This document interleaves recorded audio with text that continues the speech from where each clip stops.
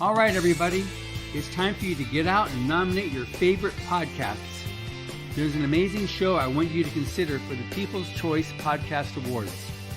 The Outer Realm in the category of Best Female Hosted Podcast. The Outer Realm is a very popular show hosted by Michelle DeRoche and Amelia Pisano, which boasts millions of listeners each week who are well known for and have been complimented on their very laid-back, roundtable style of interviewing. Together, this dynamic duo brings you the best of the best with guests from around the world who are well-versed within their respective fields of ufology, paranormal, esoteric, and other areas of high strangeness, and more. So go to podcastawards.com to nominate The Outer Realm in the category Best Female Hosted Podcast. That's podcastawards.com. And please take a moment and do it now. Do it now. All right, everybody. It's time for you to get out and nominate your favorite podcast. Yes, it is that time of year again. There's a show I want you to consider for the People's Choice Podcast Awards. UFO Undercover in the category of entertainment. UFO Undercover brings you some of the most revealing and current research that is being done with respect to alien abductions and contact. Host Joe Montaldo has been an abduction researcher for over 35 years and is uniquely qualified to bring you live interviews with some of the most well-known researchers in ufology. Go to podcastawards.com to nominate UFO Undercover in the category of entertainment. That's podcastawards.com, and please take a moment and get out and vote now. It's time for you to get out and nominate your favorite podcasts. There's an amazing show I want you to consider for the People's Choice Podcast Awards. Writers and Illustrators of the Future podcast in 3 categories: education, storyteller drama, and art. For 4 years, the Writers and Illustrators of the Future podcast has provided advice and tips from international best-selling authors, world-class artists, contest judges and winners, and industry professionals based on the world-famous Writers of the Future contest created in 1983 by L. Ron Hubbard to help the aspiring writer and artist no matter their age. It is dedicated to the future of storytelling and art by showing that it is never too late to start, and those who make it are those who never give up. Go to podcastawards.com to nominate the Writers and Illustrators of the Future podcast in any or all of the 3 categories: education, storyteller drama, and art. That's podcastawards.com, and please take a moment and go out and vote now. Hey there. It's time for you to get out and nominate your favorite podcasts. There's an amazing show I want you to consider for the People's Choice Podcast Awards. The News on the Flipside in the category of politics and news. News on the Flipside is a much different news and political program which is not deemed as opinion news. Listen as Joe Montaldo brings to you just the facts from trusted sources which will allow you, the people, to make up your own minds on the various stories being reported on. Go to podcastawards.com to nominate News on the Flipside in the category of politics and news. That's podcastawards.com, and please take a moment and do it now. And get your ass out there and vote. Don't even get me started on this. I'm telling you, people. You know, I told y'all last year I brought my hack tracer and I hacked everybody's IP. I know where y'all all live now. Okay. No, you're literally spamming everybody right now. You know, do not make y'all ever see there's a YouTube video where the guy says, if you don't push this button to subscribe, a centipede's going to crawl on your face. Look, I know where y'all are now. So, okay, we're going to play dirty here. I just warning y'all ahead of time. Right. Look. Go on, big trophy. You know, well, like they said last 2 years, so runner-up's great, and you can get a trophy for runner, but I don't want to be runner-up. I'm a bad loser, people. God. And you look, and how long I warned y'all last 3 years. I bitched the whole entire. It's a good thing I won best local broadcaster because that kind of saved some of y'all. But still, I want to win. John and I need matching trophies so y'all can see them when we're on air like this. And mine can be right here, so he can be right there. Yes. Yep. And we get if the girls get one, they can be up there with them. So they'll have to have 2 because then Amelia's going to want her own. Yes. We got a lot to talk about tonight, and I got to get these guys rolling because they have a life. I have a life, and we have poor Jason down here has no idea what he got himself into tonight. That's true. That's true. He's like, this is definitely different. Okay. Anyway, let me calm down here. So y'all know the Goodwins. They're regulars. They come and hang out with us from time to time. Right now we're on podcast awards, so they'll be with us the next few weeks. As you hear me moan, groan, bitch, and gripe about I won an award. Also, of course, you will hear later in the show, you will hear local news and what's going on worldwide. All the wonderful things that's going on, from submarines blowing up to people flying across the planet with just a piece of paper. I can't wait to read that story. Yes, there's just a weirdness going on across the planet right now. And I love to be alive right now. I was thinking the other day, a friend of mine said, wouldn't you like to have been alive in the past? Well, the past would have been cool, but I'm enjoying right now in the present. There's a lot of crazy stuff going on, but I'm enjoying. But we have Jason Palmatier with us tonight, and I really want to get in to talk to him tonight because it's really his time right now. And I still, Jackie, shut up, okay? You two up there, hush up. You see the abuse I have to take. You see, say anything. I get abused. It's like yes, people. Yeah, I agree. See, even the chat said yes. I get abused. I know. I feel so used and abused sometimes. I'm telling y'all what. Jason, don't make me. Anyway, welcome to the show. See, you should come on Wednesdays. It's quieter and more peaceful in the Wednesday show because we're just talking. Fridays, there's always craziness going on. So, first question right off the bat. I know. So, what made you decide to submit anything to Writers of the Future? I mean, I ask this all the time because I'm always curious, and I almost always get a different answer. So, I'm curious. I mean, what was it one day you were just sitting there saying, first off, where'd you see it at? I mean, were you just reading a book, caught an ad, seen something in the back of a magazine? Yeah, actually, my first exposure to it was probably about 13, 14 years ago. And my older brother, who was a writer at the time, I said I wanted to start writing, and he suggested Writers of the Future because I was like, oh, I'll write novels. And he's like, well, why don't you start with short stories? And he said Writers of the Future because since it's quarterly, you have a deadline. Yes. 3 months you can enter. So he's like, well, then try to write a short story every 3 months, enter the contest. And so I actually did that in the very beginning for, 5 or 6 stories or 6 in a row. And then I had a friend who I knew back in high school or whatever, who'd moved to LA, and he said, oh, yeah, you want to write? Well, let's write screenplays. So I went and started that with him, and that got me off track. And so then I ended up doing that, and then some comic book stuff and some other stuff. And then my older brother started a small press called Zombie Needs Brains, and he submission. So he said, oh, send some stories. He opened submission. So that's when I got back into writing short stories, and most of them got rejected, but he published a couple of them. And then when Writers of the Future, I was still on the mailing list 14 years later, and I just got an email from Joni, and I had a short story that I shopped around a little bit and hadn't gotten any takes on. So I said, well, I'm going to submit it. And so I submitted it. It was the first short story I'd written, not for my brother's small press in years. And I just came away from a con. It was DisCon 3 in DC. And I wrote it for another sci-fi fantasy magazine, and they passed on it. So I submitted a couple other places, and they passed.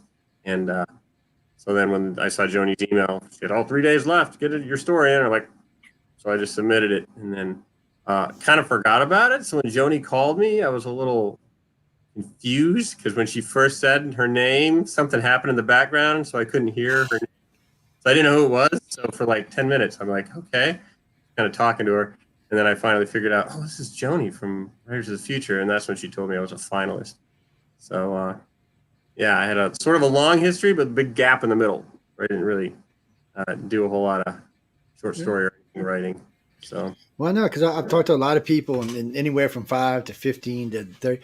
15 submissions seems to be kind of average before somebody wins. Okay. But there have been some that are earlier, some that were much later. We're not going to get into that. But there have been some that have been, 40, 50. But, hey, I'd say keep going until you win.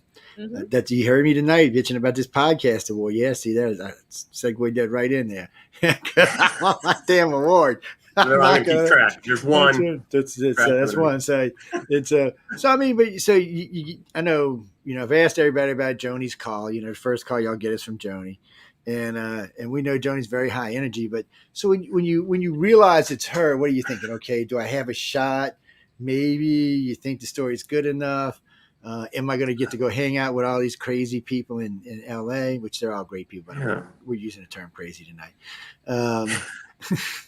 Because there's just so much energy there. I mean, it's just nonstop.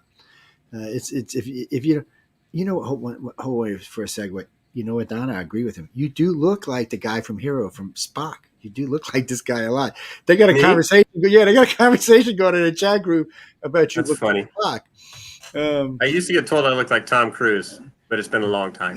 Well, I don't know. Maybe it's the hair and the glasses. I agree. He does. Without the glasses. I don't know. What do y'all think? No, still not. I don't know. I think it's age. Don't ask me. Like, first off, I wanted to know why the conversation went there. Yeah. You just got to wonder. So now you've won. So they're flying you out. You get out to LA. What do you think? Have I lost my mind? I mean, because it's a pretty tough schedule they got going on out there. Yeah. I think.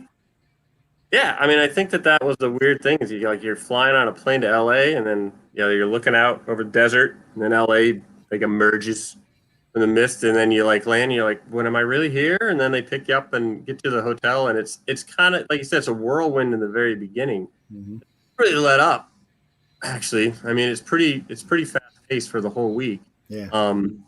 And it's just very strange to meet all these people that you heard about over the years, and now you're like, oh, I'm saying hello to them in a room, and they're gonna teach me stuff for a whole week, and it was really cool. And it was actually really cool to meet John and Emily and stuff too, because you've seen them, because you've been with Writers of the Future, you know them, so then they're there in the room. They're kind of like the phantoms, man. Sometimes they're there, sometimes they're like, whoosh, right. And after a certain day, I'm not gonna say which one it is. You don't even see Emily until late at night, so it's one of them things. She's like, everybody's like, "Where's Emily?" I said, "You'll see her later on. Just hang out. She'll be around sooner or later." I'm usually at the event hall getting ready. She's right. Well, because they're all nonstop. Everybody there is nonstop. I mean, it's never. Let's sit down and have a cup of coffee. It's like. So I got two. First, let's start with the reveal. So when you first see the artwork for your story, what do you think? Oh, I literally walked in the door and I saw it was right in the middle. I got you on video. Mm-hmm. Yeah, and I saw it, and I was like, "Oh, that's got to be it." But nobody told us before we left the room. They said, "Oh, go find your artwork or whatever." They didn't tell us we're supposed to pick it up and take it over to the artist. And so I didn't know if I was supposed to touch it. And so I walked in and I saw it. I was like, "That's great." And then the artists were on the side, and I guess we're supposed to pick it up and take it over to him. So when Helen didn't see me pick it up and take it over, she's like, "Oh no, he doesn't like it." She was worried about that, and I'm like, so I walked over to her and I saw her. I was like, "Oh, I think I know which one it is, but I'm going to look at them all and everything." And then later somebody whispered, "Oh, we're supposed to pick him up." So I'm like, "Oh," I took it over, and then she was cool because it was great. And in fact, she did a great job of sort of capturing this idea of in the story of reality. There, we go. Thank you. Yeah, I love that. It's kind of cyberpunk, and she has some people it's subtle, but if you look, some of the people in the foreground and stuff are actually kind of transparent. You can see through them, and there's a lot of information. There's little info cards and stuff. It was one of my favorite pieces, but I said, well, that one's going to win. Yeah, okay, I was wrong, but still. Yeah, I have 4 years I not got, or four different times I not got one right yet. I'm like, come on, man, I'm cursed here. And I like the colors too. I'm good at bright colors, and so seeing that gave me the theme punk Tokyo theme. I don't know. It was just something about it that reached out and kind of smacked me into the scene itself. And don't get me wrong, I liked a lot of them, and I've talked to a lot of the artists there, so I liked a lot of them, including what's his name. What was it? Death of a Taxman. What the hell was that one? And I just like that piece of art because it just kind of just fit the story. You're like, wow, okay. Oh, yeah. There he is, the Jedi with the sickle. Yes, that guy is great. It was great. I mean, all of that stuff is really great, and it's well, what is that, Carl? No, you got to win, so that's the only way you can go. That's all you can do is win. Yes. What do you mean? Oh, because okay, I'll tell her. Hold on. So the other night I said, if you want to try to win a story, and you want to try to bribe someone, send Emily a box full of Canadian chocolate, and maybe you'll have a chance.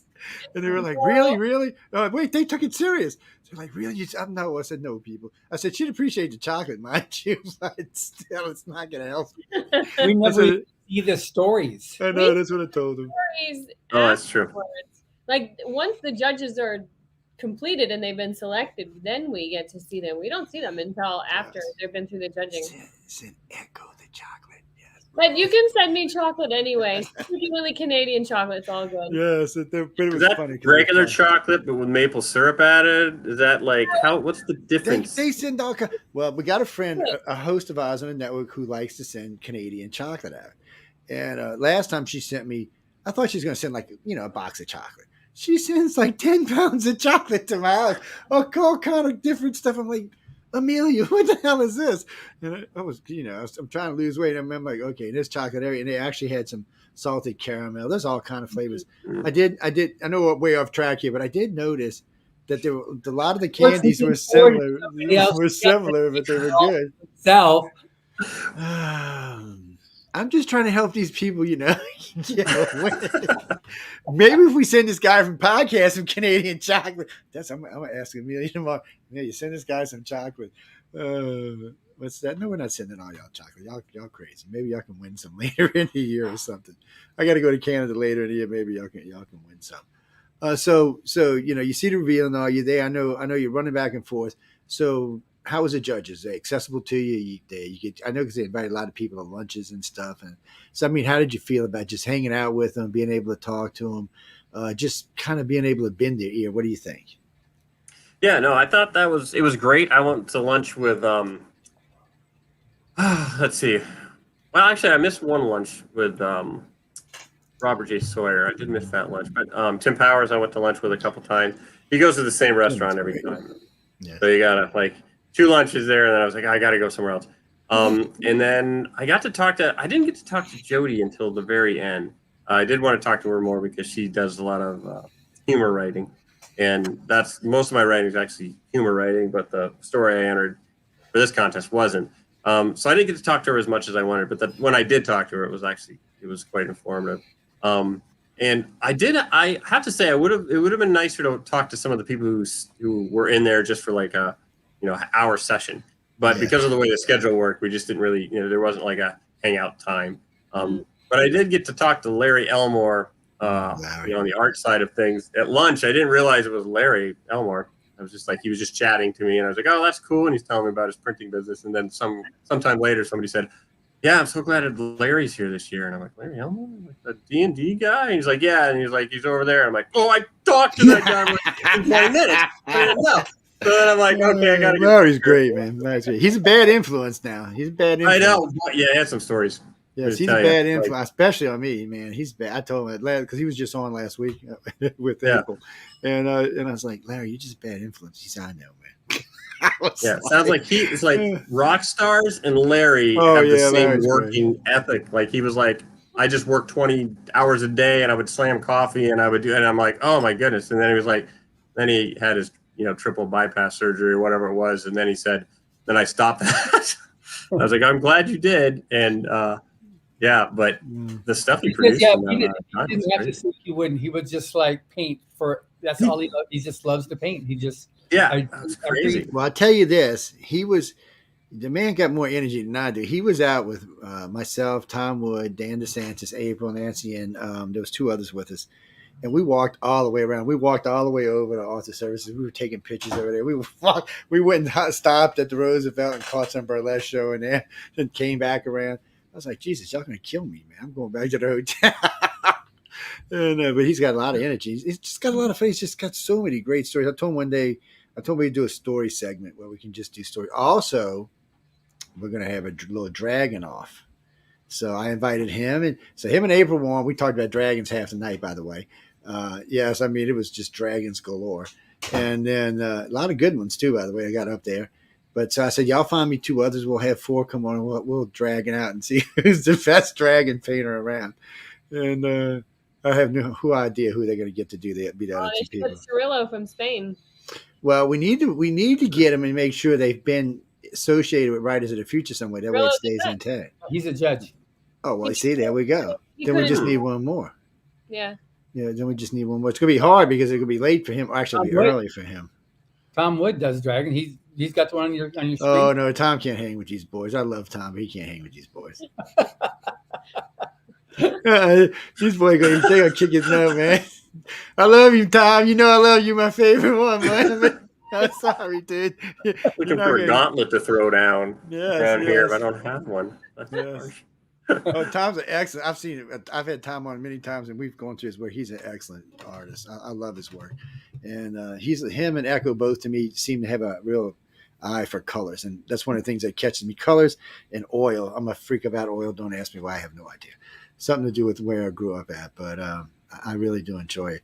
So now you won. Well, wait. Before we go into that, so I know you had to do the 24-hour story. What do you think? Do you think they lost their mind when they asked you to do this? Because the first time I heard this was like 4 years ago. I'm like, wait, what? What the hell do you want to do? I'm like, no way, man. This is insanity. And watching all of y'all run around because it's insane sometimes. So what did you think? Okay, I got this under control. I can knock this out, no problem. Yes, I'm gonna hand this 4 hours from now. I'll be done, and I'll be out walking around in Hollywood, right? No, I'm a very slow writer. So like when they said 24-hour story, I'm like, well, I got to fail at something. And but I went into it like, okay, I'm going to give it a try, because one of the things that I was hoping to learn at the conference, and on all the work sessions, was like how to write faster. And so it was interesting to hear some of the people that came in to talk, like Ian Wesley Smith and stuff like that, who said that they write and then they don't do revisions and that kind of stuff. And it turns out I kind of write like them. It's just done very slow, because like they revise as they go.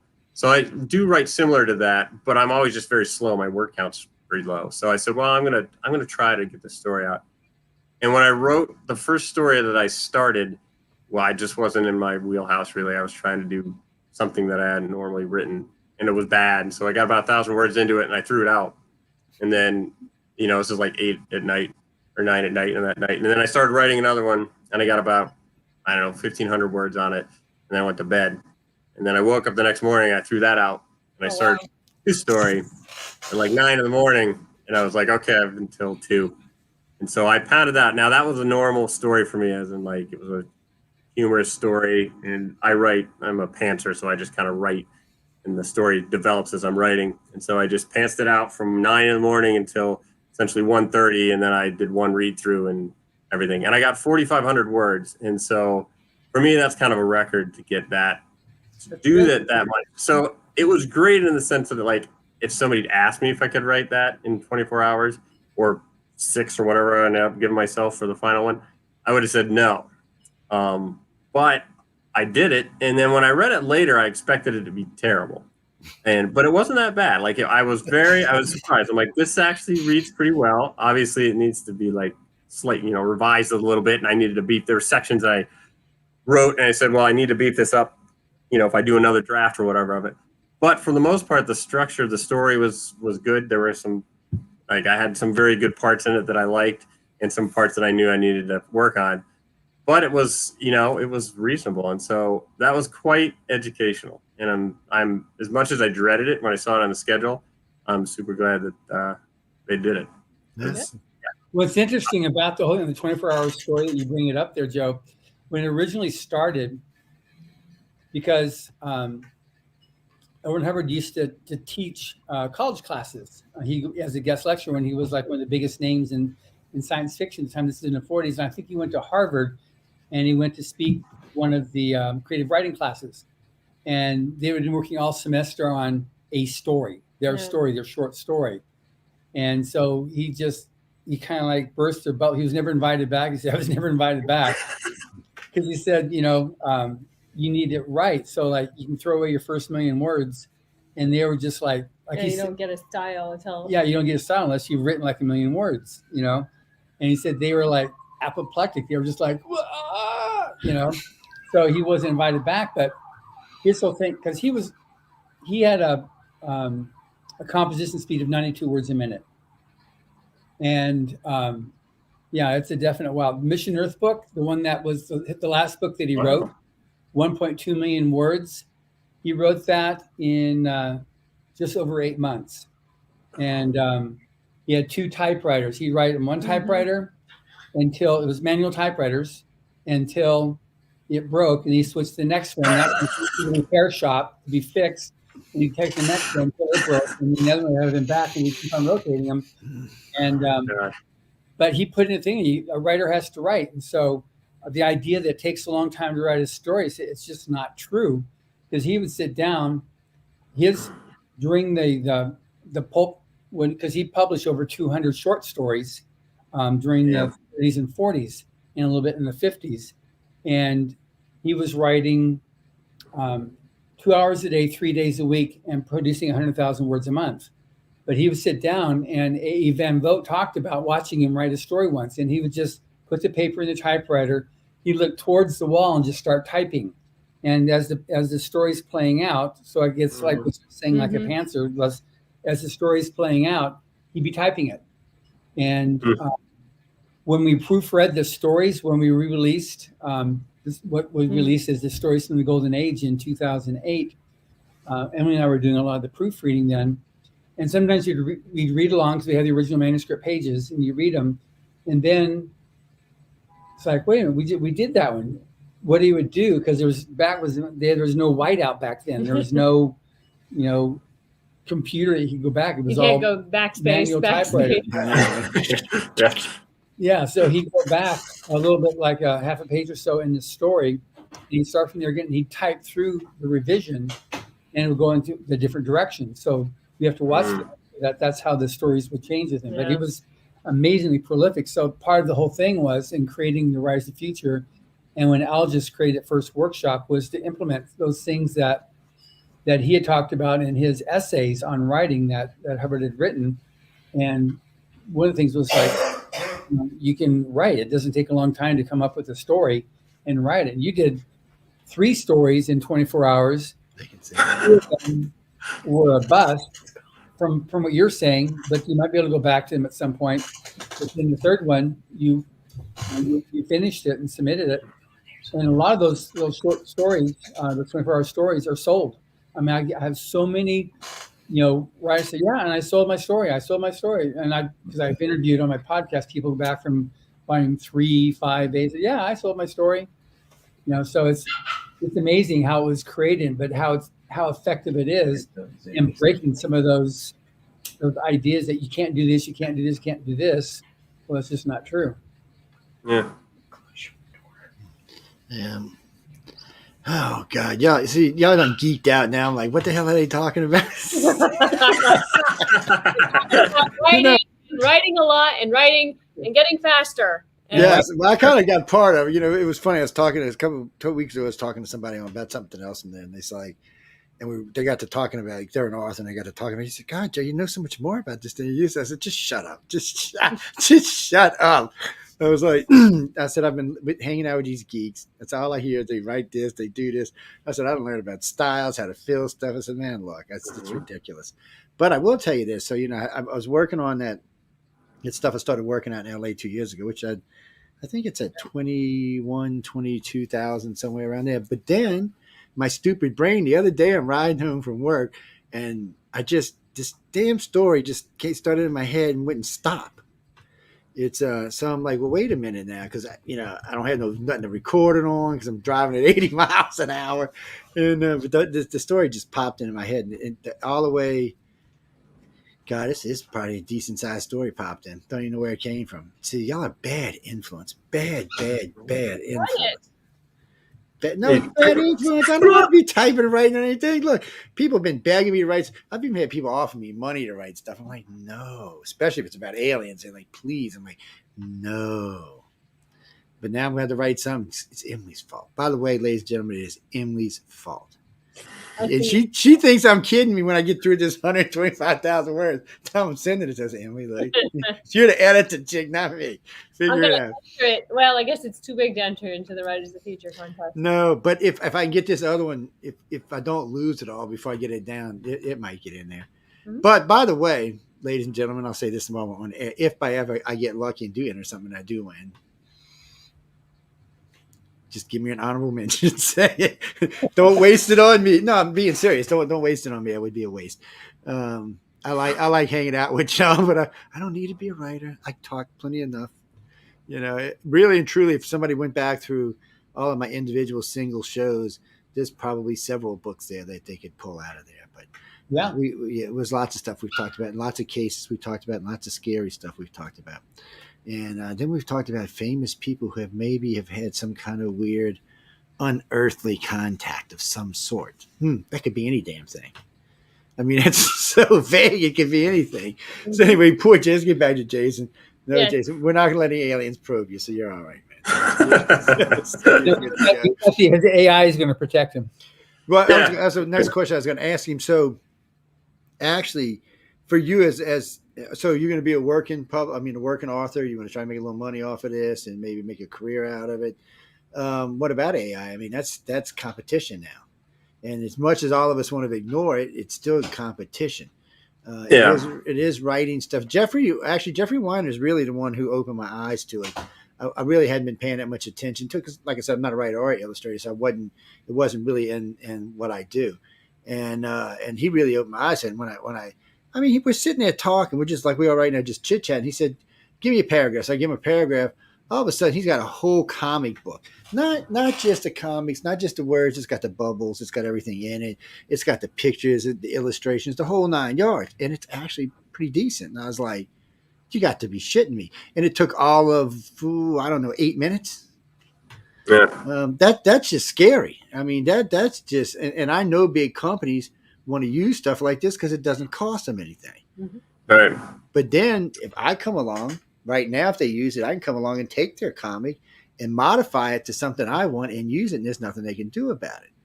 So right now, there's no copyright laws on it. Somewhere along the line, they're going to start building their own algorithms and try to get them copyrighted. But that's Congress. Is Congress going to literally let AI completely screw everybody over in our country, or they're going to actually work with us? For illustrators, it's going to be a little different. Because one, you can't really cheat because sooner or later somebody's going to ask you to redraw that picture. Mm-hmm. And if you're not the one who did it, your odds are you're not going to be able to reproduce it. And I was talking with a friend of mine who does gaming, he works with a gaming company. He said they still go, even with AI, he said they would still want the illustrators to run the AI to make sure that they're getting what they want out of it. So it's not quite as damaging for them as it's going to be for the writers.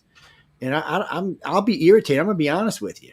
If I go watch a movie, and even if I like it and I found it was written by AI, I'm going to be pissed. Yeah. I'm just saying.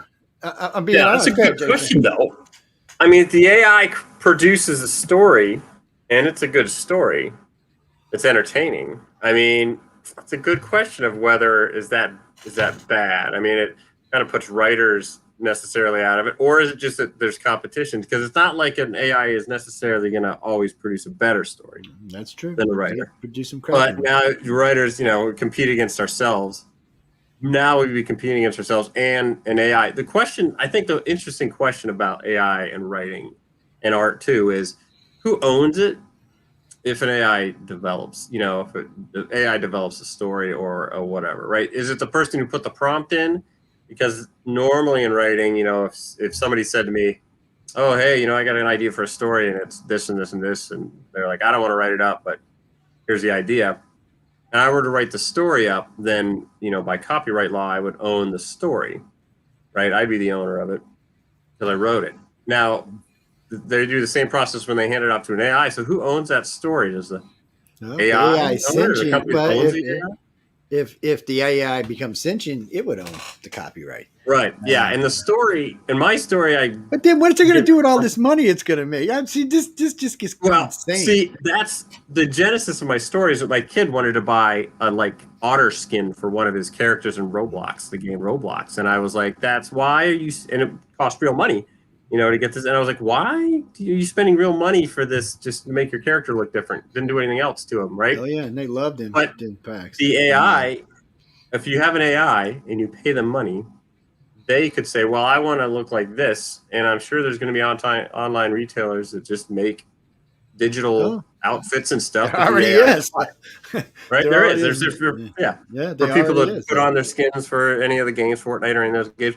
I assume that's going to be the same. If an AI got paid money, they could buy. Because if you're talking about, like in the story, sentient, intelligent AI that you couldn't tell apart from humans, then they're probably going to want to buy stuff just like humans, and the stuff that they buy would just be digital content. Well, half So- of America don't realize it's talking to AI when it's calling customer service these days.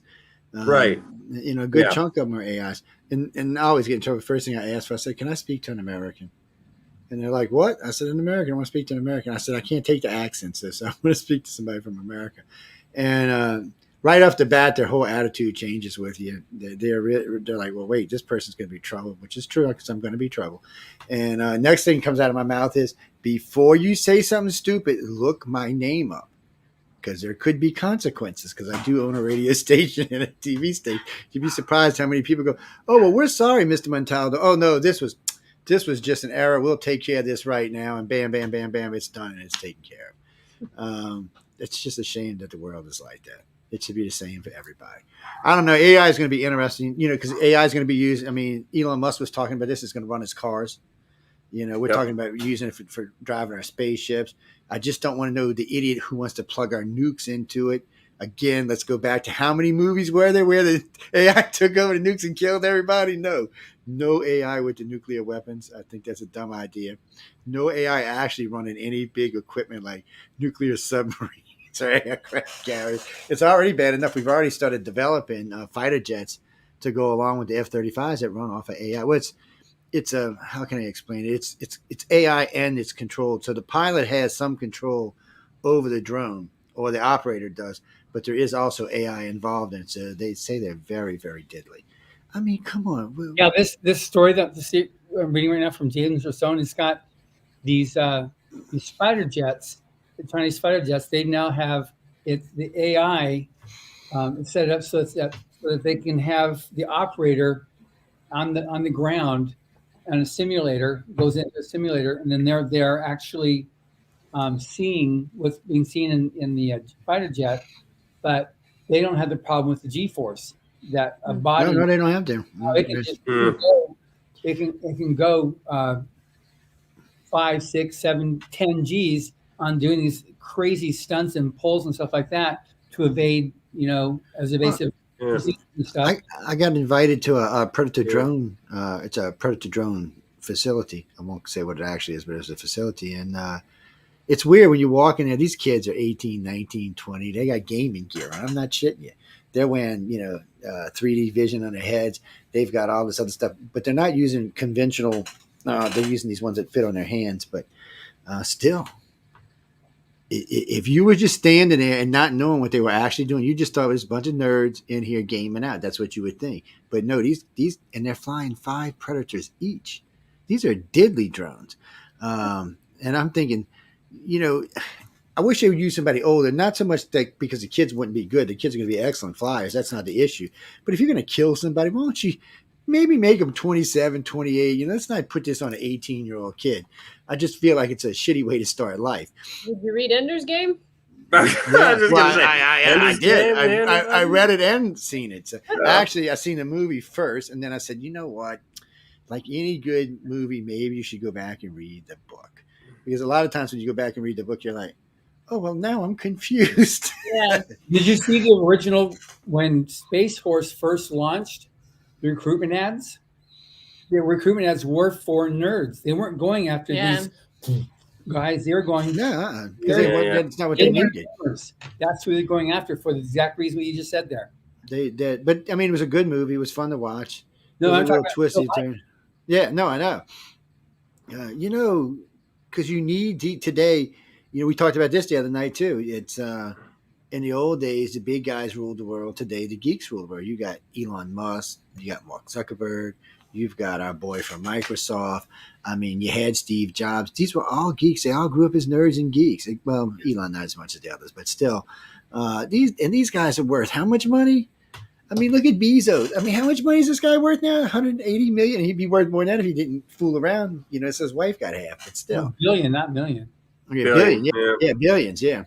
I mean, I know Elon just took back over at 233 billion. Sorry.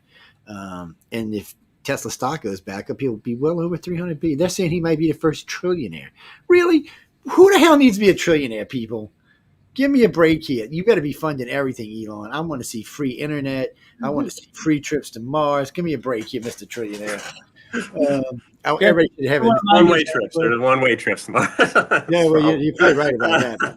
And then the other day I'm listening to him, and I thought he was high or something, because he goes, well, pretty soon I'll be living on Mars with my 20 kids. I'm like, wait, what? 20 kids? You got 10, which is a lot for one person in today's world. He's planning on having at least another 10 before he leaves to go to Mars. I was like, okay, Elon. Yeah, I mean, you got the money. What's the big deal? You take all 20 of your kids, go to Mars, start building a colony. Only thing I didn't like about what he said about Mars is he wants to design it after. He thinks he can design a better Mars than the current state of Earth today, which may be true. But every time he says that, it makes me flash back to Moonraker with the crazy guy in orbit wanting to put the, probes around the planet and kill everybody. It just bothers me for some reason. I keep thinking he might get over there, build his own weapons. Nobody else gets to come to Mars. As he is, he's already threatened China. And think about this. This is little Elon Musk. He's threatened China and Russia. He told Russia and China the same thing. You launch a nuke, I'll knock it down. Because he was talking about how many Starlink satellites you have in space, and they're plenty big enough to knock a missile off its target. And he said, I'll just knock them down. And he said, let me tell you something else. He said, I can build them faster and get them in space faster than you can build one rocket. He said, for every one rocket you produce, he said, I'm going to produce 100 satellites and I'm probably another 5 or 6 missiles of my own. He means it. He knows how to do it. Think of it this. He's launched more spacecraft in 1 year than all the space fan races in a decade. In a decade. I mean, that's and he can land them. Here's America. We've been in space how many years? 50 years. We still can't land the things unless it's got 3 wheels on it. He's scarily smart, or the people he has working with him are scarily smart. Maybe he just puts it together, but we need people like him to change the world, hopefully for a better one, or change Mars. Either way, they'll need illustrators and writers on Mars. That's you might put in for a job now. Denise, no, I'm serious. There's a group out of it's one of the Scandinavian groups. They're already taking people for the 3rd or 4th trip to Mars. They're signing up 200 people. Yeah, my name's in the registry, but by the time they leave, I'll be too old. But you can sign up for them, and they put you through a thing. They check you out. They want to know what you can offer. And don't think you have to be brilliant scientists, people, because they're going to need everything. They're going to need plumbers, janitors, writers, illustrators. It's going to be another world, so it's not just a science thing. Everybody's got to be there. Nobody wants to live in some boring shithole house and just look out at the red planet all the time. You want entertainment. You want to be able to explore. You want to be able to do all sorts of things. You want to be able to cook and clean and plant and plow. So they need everything. Dad, you mean what did my wife say? She said, good riddance, buddy. I said, baby, you want to come with me? She's like, yeah, whatever. She's not going to Mars if I go. She's like, yes, yeah, I'll stay here. Now, Jason, you said you liked to write comedy or humor. Do you do satire as well? Yeah, I mean, most of my stuff is sort of like, it's kind of satirical stuff. I've written a few things that are satirical. Most of it is, I don't generally set out to write comedy when I start. I just start writing something, and then ridiculous things occur to me, and then I used to suppress that. Actually, I wrote a whole novel about that, culminated. Well, it didn't culminate, but the real action of the novel kicks off when there's a satellite war, and all the satellites in orbit, get destroyed, and that throws the world off as far as communications and stuff is concerned. But and I just when I was writing that the whole time, and I didn't fully succeed. I was just fighting back on all these bizarre sidetracks that I was like, if this happened, then this would happen, and these characters would be in this situation, and they're all fairly funny. And so, but I was like, no, this is a serious book, and so I kind of culled all that stuff out. And then, so then later I decided after I finished that book to the next book would be like a comedy, and so I started that one, and that wasn't really satirical. That was just straight up comedy. I haven't done a full the classic sci-fi satire yet. We'll be releasing it shortly. Joe's in the middle of reading it right now. That's definite. That Hubbard wrote. I mentioned the 1.2 million words. That's a 10-volume series. It's satire. It's definitely. It's definitely satire. There's just tons of stuff in there that's taking shots at this, taking shots at that. It's funny. I mean, it's funny. Plus the lead. Well, I don't want to say the lead character because there's more than one, but he's just a moron. And it doesn't seem to get any better. He just seems to get stupider as we go along. I'm only on part 3. This thing is huge, by the way. I'm listening to it, and right? Yeah. So it's so I'm I think halfway through 3 somewhere, and there may be a little bit further than that. But I'm thinking, a friend of mine says, "What are you listening to?" Because he's riding in a car with me. He's like, "What the hell are you listening to?" He said, "I said you're not going to understand. I'm too far into it. I'm not going to explain it to you. Just don't worry about it. Just listen."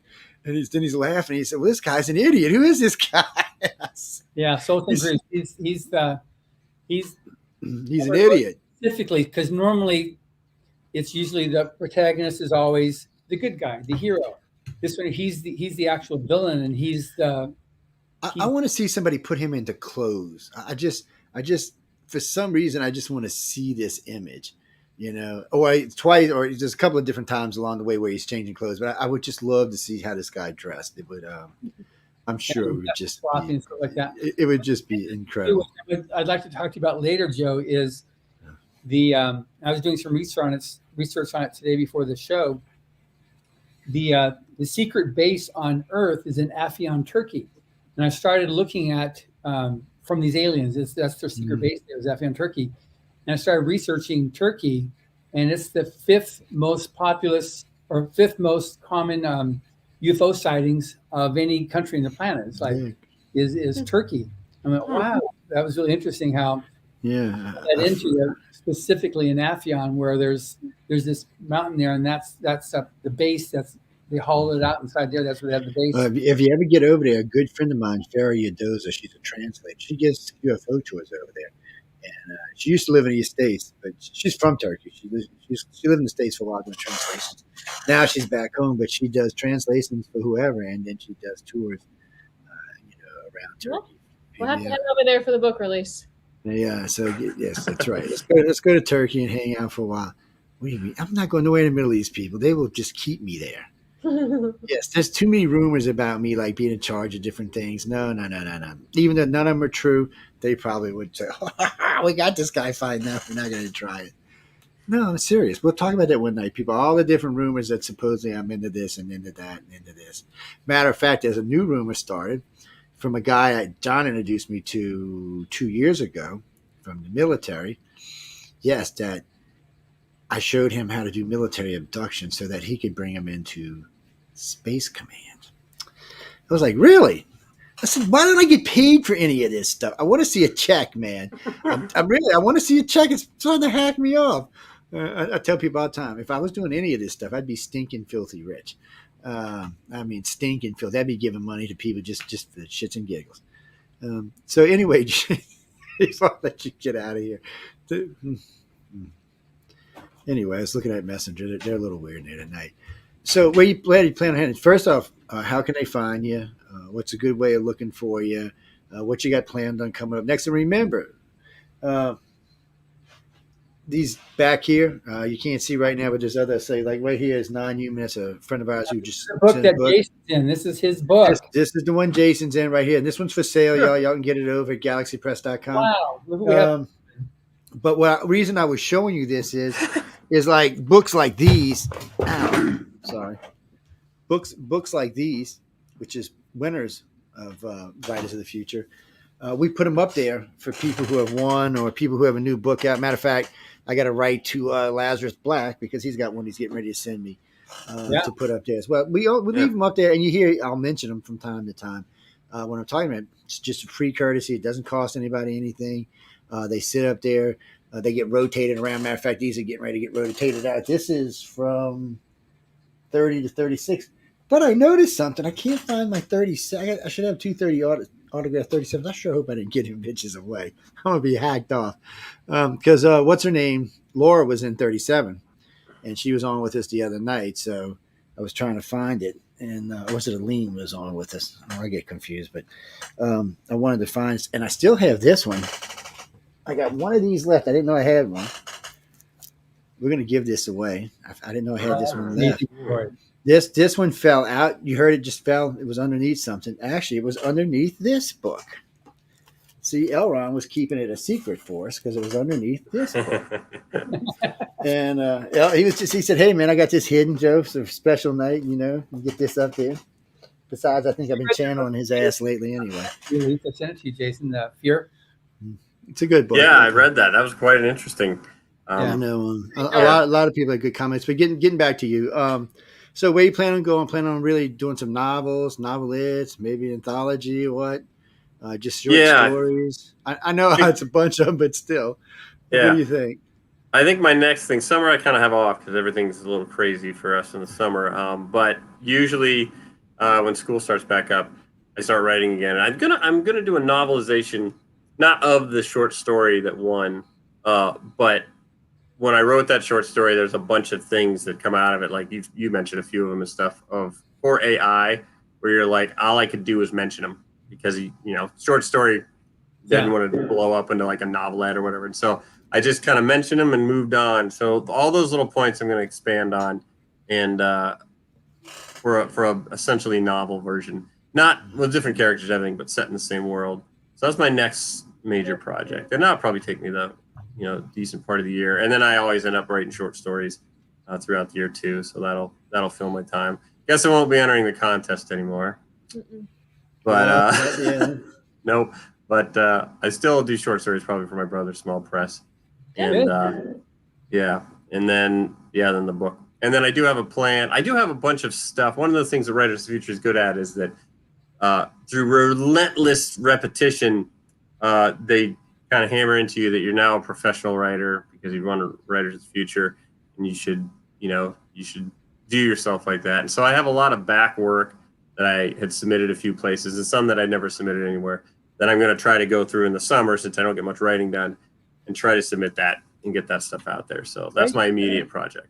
Yeah. And you did a virtual book signing today, and you have another event on Sunday, right? Yeah, on Sunday I have a signing at the local Barnes & Noble in the State College, PA. Yep. Why don't 1 you to let us 3. know in case anybody listening is nearby? Wait. 1 to 3 at the Barnes & Noble in State College, Pennsylvania. And also TJ Knight will be there too. So we'll both be at the table. So. No, TJ's gonna be there too. Yeah, he was just on that too long ago. See, Wilmer, he's in Pittsburgh. Look at that. Mm. Said something about bringing you Spock ears or something. I'm not sure what that. Yeah, I know. It's the eyebrows. I don't it's know. one eyebrow at a time. If I take off the glass, it's a little less. No, it's still never mind. I don't know. It's one of the eyebrow. It's I guess somebody's got to be. Well, I was talking with one of the winners. Was it Wednesday? About she was a big Star Trek fan too. We actually happened to get into some Star Trek, and she was talking about the story she had submitted on 37, which wasn't actually a winner, but it was an honorable mention. How kind of Star Trek-ish it was. But I say this all the time. I've read through 4 of these now of the winners, and then a few more that I've got in here. I think it's like 12 now, 14, but. I don't find them to be like super sci-fi. I find it to be a very steady, or maybe you should say consistent mix in there. There's fantasy. It just seems to kind of have a nice variety. Yeah. Because don't get me wrong, I could read sci-fi all day long, but it is nice to have that mix in there right. as you're going through. And this year particularly seemed to be a little bit more of a mix. I don't know how to explain it. I guess you'd have to read it to know. So people, it's right there, galaxypress.com. You'll see what I'm talking about. That works for me. Read it, everybody. That's right. Read it. Oh, no, Janine. Ain't none of this. Read it and pass it on to all your friends. No, stop being cheapskates. Buy the book. It's like $20. Come on. I mean, Jesus. Look how thick this damn thing is. Let me pull it down here for you to see. Let me look at this thing. And you get all the art. Yeah. Got all that color art in the front. Yes, you get. Let me jump up in here right quick. Here's well, he's got it right there. Look, see in the front. Yeah, they got all the color pictures in the front. That's right. Pretty awesome. They got a lot of these who make great oils. I mean, I was going through them the other day again. No, Steph, this is. I know y'all always ask me, any books up here are autographed. You can't have them. I'm sorry. No, they're up here. Eventually they'll go. You can't see it, but there's a set of shelves on the side of the room. They'll eventually go up there with all my other autograph books I've gotten from different artists for different things over the years. And I lost, like 2,400 books out doing Katrina, maybe more than that. Linda swears it was like 4,000. All of them are autograph books, all of them. And some of them from pretty big names. And so I've been trying to just slowly but surely make them back up. What do you mean? I'm not going to. No, my son reads. He reads and writes. Matter of fact, I jumped his ass today because he hadn't submitted anything to these guys. No, I'm serious. I told him, I said, look, he said, well, Dad, I ain't done it. I said, you know what? Writersfuture.com, go over there, take the course. And he's like, "Really?" I'm like, "It's free, dude. Come on, whatever. Come on, give me a break." Because the kid can actually write. I can't, but he can. Well, no, I'm writing because I've been encouraged by these strange people I hang out with now. And I look, when it's all said and done, it may be a good book. It may just be, they might go, Joe, it's just, you're right, you can't write. Don't worry about it. And let's go make a bonfire somewhere. It would not hurt my feelings. No, so y'all know it would not hurt my feelings even a little bit. No, these two, you mean the two on the top? They can't submit. They run the job. No, they run it. Right. There might be a conflict of interest. Yes, just a little bit. Yeah, what the judge is going to say, "Oh, well, y'all didn't win. Y'all suck." No, that's not going to happen. I'll get a random phone and have a different phone number, enter under a pen name, and Joni will call me up. Hey, you won. Oh, hey. Yeah, it's funny. I should mention, you mentioned the variety thing on Writers of the Future, which is awesome because it's just like an anthology that's, composed of just, these random stories that come in. I should mention that my brother has a Kickstarter going on for, he decided to do a magazine. Normally there's themed anthologies, so they're all about the same. He decided to do 2 magazines, and year 1 funded, and year 1 he just did it himself. And year 2 he wants to do, and he's going to produce it, but he has a Kickstarter now. And that's very similar in Writers of the Future, where he's just picked a bunch of stories that that have been submitted to him that might not be, fit the anthology themes that he's seen. And then he did have an open call for just other stories.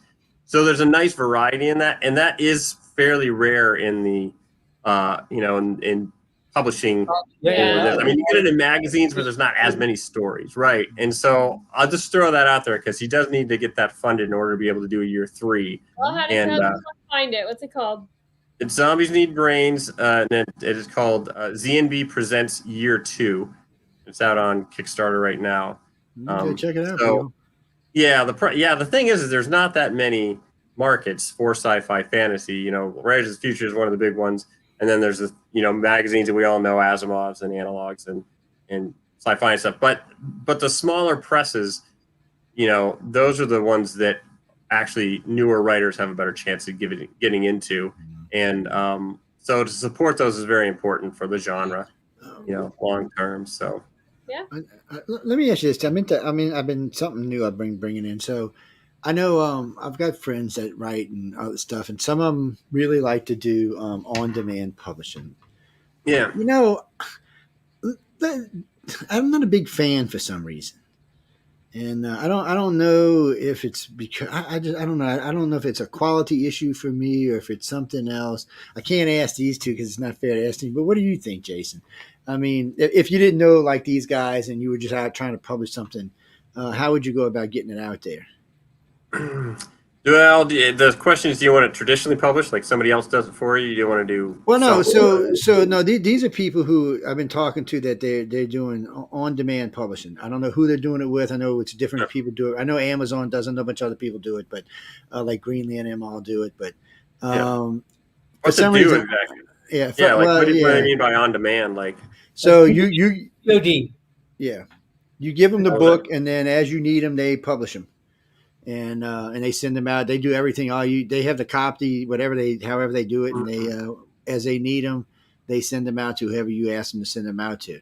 But there's not any like books physically made like this unless you order a bunch. It's just not like that. Oh, like print on demand or whatever from Amazon, that kind of stuff. Yeah, part of me is like, have I done a print on demand? I think I got a print on demand once, and the quality wasn't bad. I was expecting it to be pretty bad. It wasn't too bad. I think. Part of me is like, well, that makes a lot of sense to only print what you need. However, I don't know. The quality doesn't quite match what you get, like, when you get a big run from offset printing and stuff. But for a smaller, if you're going to do self-publishing or anything like that, I feel like that's probably your best option. Because, the one thing you don't want is to have to spend a lot of money up front to get a bunch of inventory that then you have to get rid of, and so... Right. If you don't have an operation like Galaxy Press is, well-oiled machine, they got the whole operation ready to go. So for them, having inventory is a good thing. And they got Sarah, so that's right. They can bring books with them. Yeah. And so, but for like if you're doing a small press, I mean, essentially that's how my brother does offset printing. So the Kickstarter part is, your normal size trade paperbacks or whatever. But then after that, he gets print on demand stuff, just because, the numbers that you have to have in order, you have to have 500 or above or whatever to get, your offset printing stuff. And so after that, he just does print on demand through Amazon, but he does big orders. Yeah. So, yeah, I think it's okay.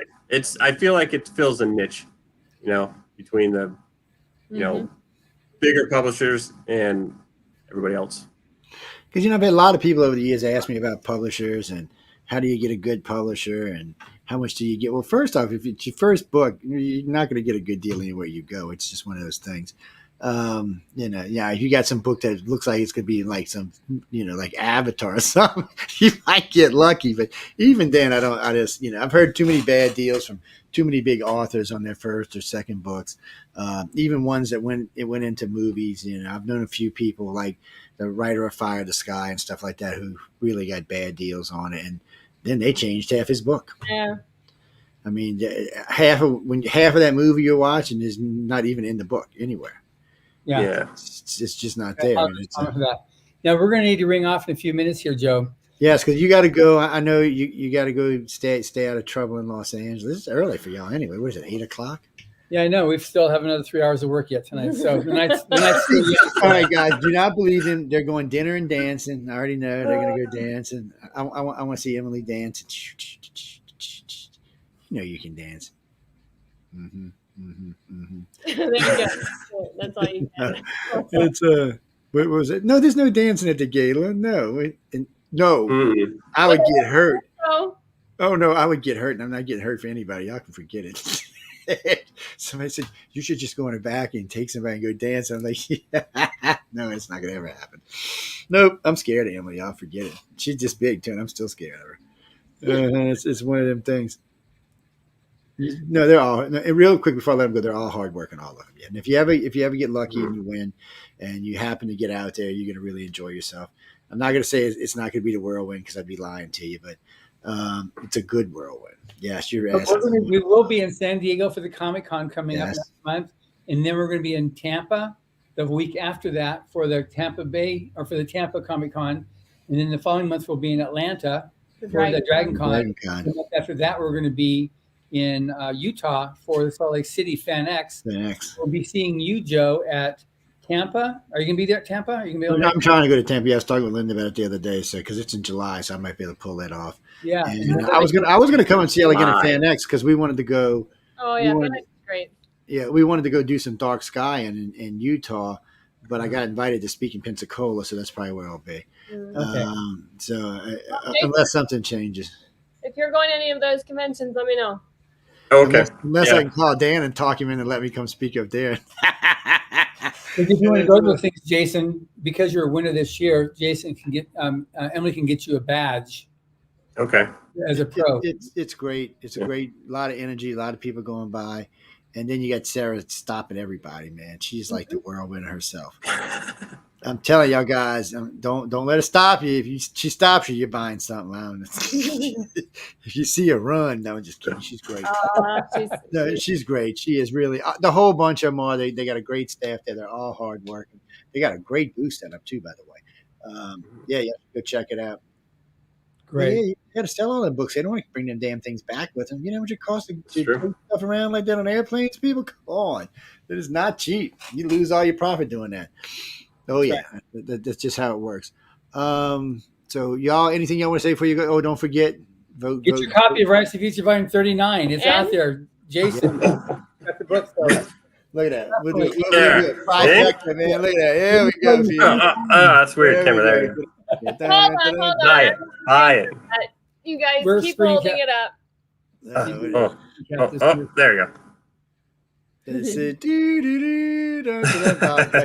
It's good. Well, yeah, 38's up there too. I mean, it's sitting right over there next to it. Yeah. I haven't forgot about you. 38 in right now. It's awesome. And be sure to vote. Yes, vote. Mm-hmm. Yes, vote. Y'all can cheat and vote for me as many times as you want. No. Yes. No. Cheat, people. Cheat. I don't care. Just cheat. The future is rigged for no cheating. So yes, that's right. That's true. Y'all can, but y'all be hearing the promos all week. You'll probably hear some other stuff about Writers of the Future in the near future.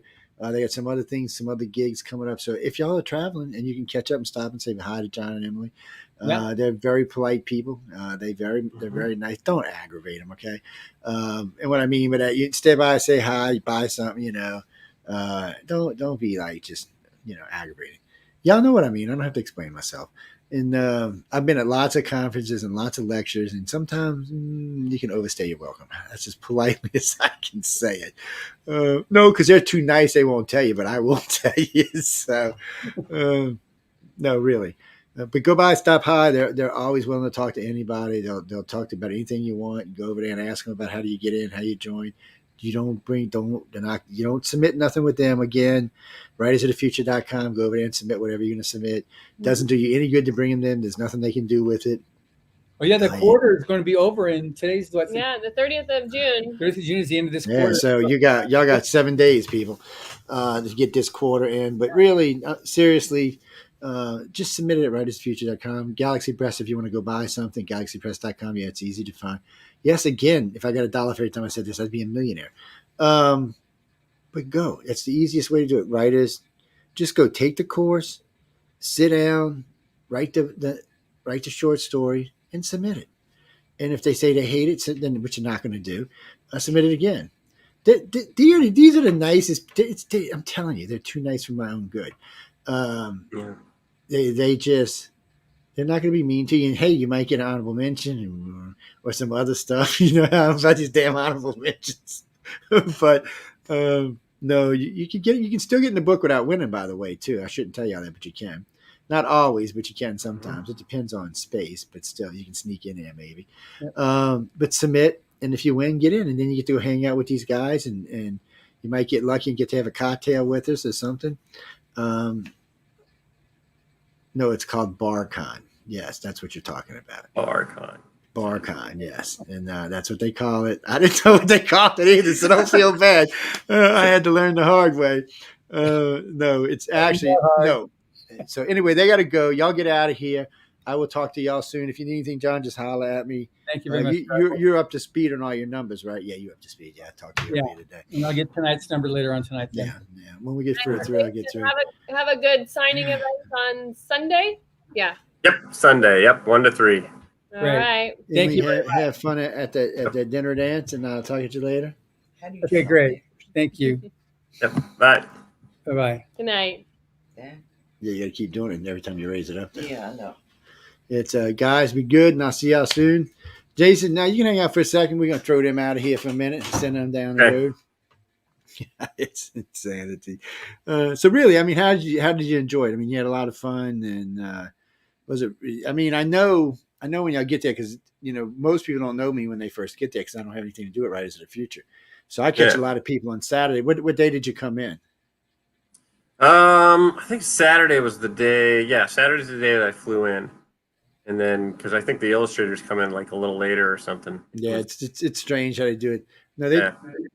No, Denise, they just throw me in anywhere. Yeah, usually I get in pretty early on Saturdays and hang out. But it's nice for me because I get to talk to everybody, and they still don't know who I am yet. They don't know I'm Press yet, and so they don't get as nervous. Well, people got nervous this year. Not everybody, but a lot of people got nervous this year. And I was like, but also this year, the schedule was much more intense than the last 3 years I was there. Did they drop a day or something? I feel like somebody said they maybe. They didn't actually drop the day. They, everything was back to back. So if it ended at 6:30, it started. I mean, if it started at 6:30, it ended. There was no overlap. I mean, everything was overlapping. There was no time in between the sessions classes and stuff. Yeah, because usually there was some breaks and stuff like that, and there'll be some time in there where I could get some interviews in. Because like this year, I felt bad. I didn't want to ask everybody because y'all were going until 10, 11. I didn't want to bring 4 or 5 people up into the room and do interviews. You get 4 people in the room or 5, and you're doing interviews. It's going to go till 2 in the morning, and y'all got I got to be up early in the morning, and then of course you got the day with the 24 hours, and I don't want to even aggravate anybody in those days. So it just makes it hard. And Fridays usually let's get ready for the GALA event. So everybody's getting dressed or getting tuxes or getting dresses or whatever. So it's just kind of one of those days. So it was tough this year to get anything in. It really was. And I did notice I don't know why it was as tight as it was. Usually it's not like that.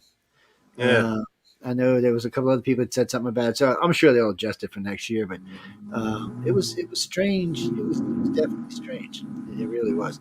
But it's always fun because it's always a whirlwind. It's insane. You know, I like watching the pitter patter between Tim and Joni. It's a lot of fun because somebody yes the other day goes, they don't always agree, Joe. I said, yeah, I know. That's one of the fun things about watching them. It's different styles, you know. I mean, because they don't always agree. And well, the year before last, they had Todd McCaffrey and Dean Leslie, and they don't agree either all the time, you know. So they'll go back and forth. It's a good thing because you get to hear two different sides. Yeah. You know, and since you're an author, you want to hear as much sides as you can. I like the fact too that they let y'all. Sometimes they talk a little bit about financing and you know, how to deal with money structures and things like that. You know, I always tell this to everybody. There's a gaming company in New Orleans. This guy came down here a few years ago. He's always looking for authors. He's always looking for freaking illustrators. I think their starting pay is $100K a year. And they're just looking for, you know, because they're trying to get ahead. It's one of the bigger game companies, too. They moved down here a few years ago. Okay. I wish I could remember a guy's name. And but, you know, it's just and then I know a friend of mine, Curly West, he's in Japan right now. He got hired. I think he said he got hired by one of the older gaming companies. I think he said it was like Sega. I don't know. It was one of the older companies. I was surprised because I thought they were out of business. I'm not going to lie. When he said the name, I was like, aren't they out of business? He said, no, they're not out of business. Yeah. And I'm like, really? They're not? I think it was Sega, actually. I thought they were out. I said, well, he said, they just don't make consoles anymore. He said they still make games. I'm like, oh, really? I said, I didn't know that. What do I know? And, but he's making $275 a year. And that's what he's doing. He's writing stories for them. And they're figuring out how they want to turn it into games. And so we'll see what comes out of that. He said, I told him, well, I want to be beta testing, send me it. And I said, who are you writing for? You know, what game console? Is it Sony? Is it Xbox? Who the hell are you sending this to? And he said, I do for everybody. So we'll see. We'll see. My son's got every freaking console made, so we'll see. You'll see it eventually. Yes. Oh no, Jamie, he don't live in my house anymore. He's getting ready to get married and stuff. He's 37, man. He's old. This is his dad, man. Shit. No, I taught him the game. I was a big gamer too. I came up. Well, I'm not going to get into this. No, people, you don't even want to know what console I started on. You would laugh. Let me tell you this: the first computer, sort of, this first computer I ever used didn't even have Windows on it. Okay, no, you had to use DOS. And the only game they had on it was Monkey Kong, and you threw bananas at stuff with this little. You know, I remember that. Yep, it was horrible. It was just horrible. Well, you can still see it. It's in one of the Linux versions. You can still see it if you. Yes, well, a lot of people don't know what Linux is anymore. If you go to college, you do. Okay. Yeah. If you're in college, you'll know what the Linux systems are, the Unix and all of that. But if you're not, you're probably not going to know. No, it's just one of them things. It's like Windows on steroids is really what it is. You can just do more with it. Don't get me wrong. You can screw it up too. You have the power. It gives you all the power you need to destroy it. Like, and I tell everybody, stay out of the registry. Oh, no, I can write in the registry. I'm like, yeah, go ahead. Write in your registry. See what happens. Then they'll call me, Joe, can you fix my computer? I'm like, nope. Oh, come on. No, you're not a fix. I'm not fixing that. Just reboot it. I mean, just reinstall it. I said, that's too much of a mess, man. Oh, no. Oh, yes. Well, we had Pong, which was bonk, bonk, bonk, bonk, bonk, bonk. Yeah, it was Pong, people. It was this little white ball that went back and forth. Damn, people love that damn game. Yeah. And then the games got more advanced as they went along, yes. And then Sega got this wise idea of putting a pad on the keyboard. I'm like, wow. On the handle. I can't get it out of my brain. No, they did. So you had your little, the control. You had your little round thing on the top of the control, and then you had a little pad on the bottom. You could do it. You could like make hyperspace jumps and stuff like that. They were the first one to do that. But Sega wasn't smart like Sony was and said, let's go with a disc right off the bat. No, they messed their disc up when they did it. It happens. Yeah. And Sony was a great console. I can't tell you, I destroyed like 5 of them.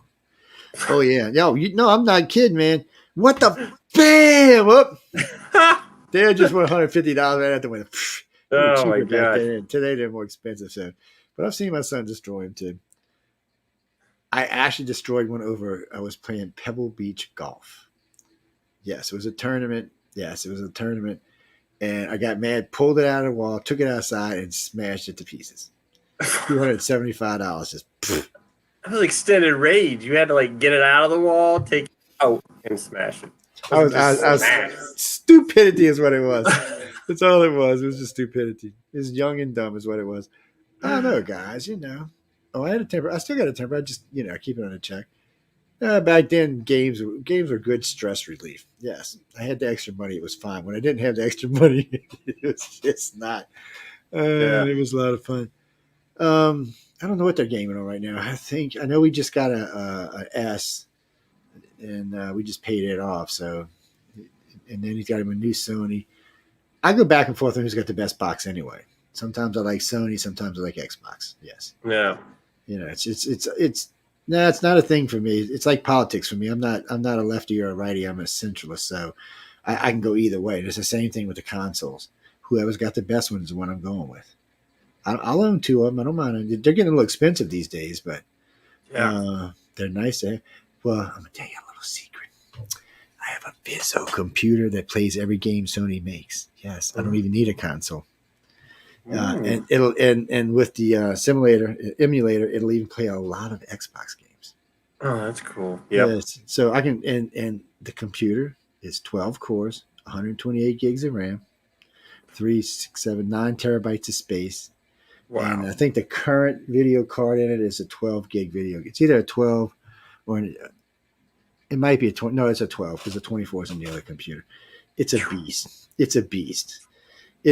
Yeah, when they make a gaming console like this, I'll be happy. They ain't got quite there yet, though. And it's hooked up to a business internet connection, which means everything is live time. Okay. Yeah. There's not even hardly. There's if it's in the U.S., it's always less than 35 milliseconds. It's I love it. Unless I happen to hit somebody with some internet from like 1950, then it's not. So I was getting ready to ask you that before John was leaving when I was asking you about the self-publishing. Because the reason I was asking is I know, sometimes like Kickstarter, sometimes it's just easier to put out and say, okay, hey, look, you can get my book here, or you can send it to me and I can get the book sent to you either way. But sometimes it's just easier because you're right, going out and dumping $1,000, $1,500, $2,000, $3,000, $5,000 on books that you've got to tote around with you when you're traveling is a bit. And then, you always want to have some books with you so you can autograph them all. But man, sometimes, I'll go to some of these book signing things and they'll have 3, 4, 5. Okay, if you're going to sell them all, that's great.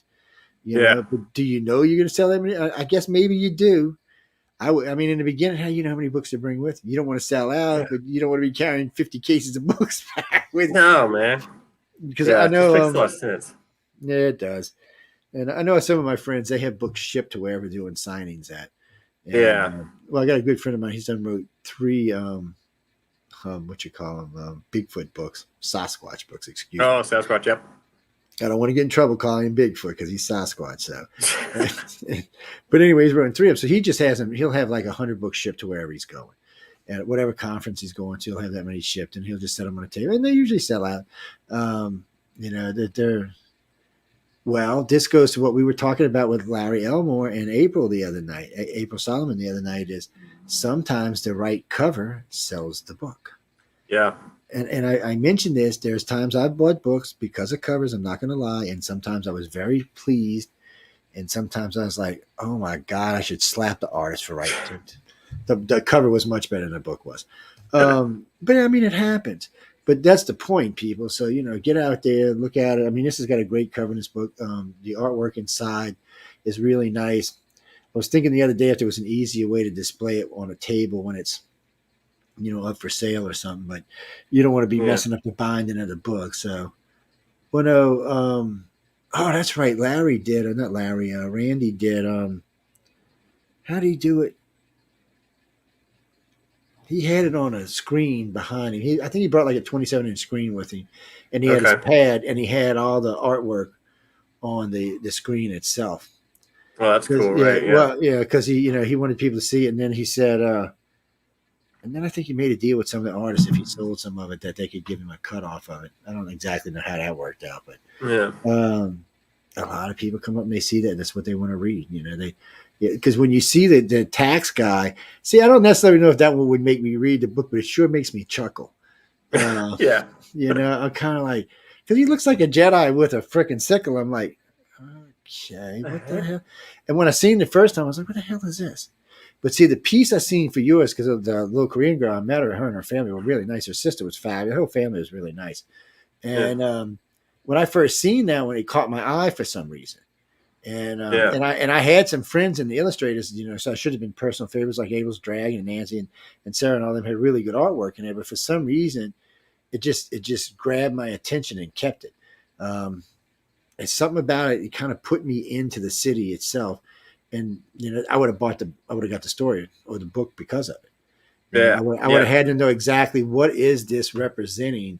And now that I know, it actually fits the story, but not everybody can do that. So, yeah, I think what it is too is it's got the look on her character's face is interesting. You're kind of like, well, what the heck is she thinking in that? She doesn't have a totally confident look in her face. I know it's just kind of like, yeah. So you're kind of like, well, what's up? You've got some questions there. Like, what am I doing here? Well, Janine, if you want to know what we're talking about with Jason, you're going to have to go buy Writers of the Future. Well, the anthology 39 right here. Look again. You have to buy this one, 39. There you go. We showed the artwork a little while ago, but you have to buy this one. And the story him and I are talking about is in there. Well, give them Under My Cypresses. There you go. And then you can go and get it. Oh, no, there's the artwork he's showing you right there. And it's just something about this picture that just sets me back. I don't know what it was. And I actually, when I seen it, I went and found her because I wanted to tell her before I got, because you're right. When you look at the girl's face, let me see if I can get it up close enough for you. Yeah, there you go. Yeah. When you see the girl's face, she's just kind of like, it's kind of, I'm kind of okay. I mean, it's not fear, but it's not right. It's not like, ooh, should I actually be here or not? It's when you look deep into the picture, you'll notice there's a pretty decent amount of depth in here. There's other characters in here with her, by the way. And then you seem to have pop-ups, which are probably something we're going to see in the near future anyway. Right now they're banned, but they're going to facial recognition pop-ups is what they call them. So pretty soon, people, when you're walking past a grocery store or convenience store, whatever, just a department store or something, there's going to be a balloon that pops up with the last thing you bought. And it's going to try to encourage you to buy whatever it's over the top of it. Yeah, well, they already have the technology. Oh, no, the Texas store was going to do it. And for some reason, Congress said, no. I'm not sure why yet. And that will probably change in the future. No. You know why? I can tell you why. Because no one ever knows what was the last thing you looked at. Now, if you're just an everyday person and you're not a perv, you don't have to worry about it, right? What happens if you've been looking at porn and you're walking along and all of a sudden, it poop pops up, and the last thing Debbie Does Dallas or something pops up on the screen, and a bunch of people standing around you. I don't know if you're going to like it or not. Well, it could be anything. It could be something you bought online, something that's embarrassing. So I think they decided, no, the technology is not quite right yet. It could be anything embarrassing that you didn't want somebody to know that you purchased.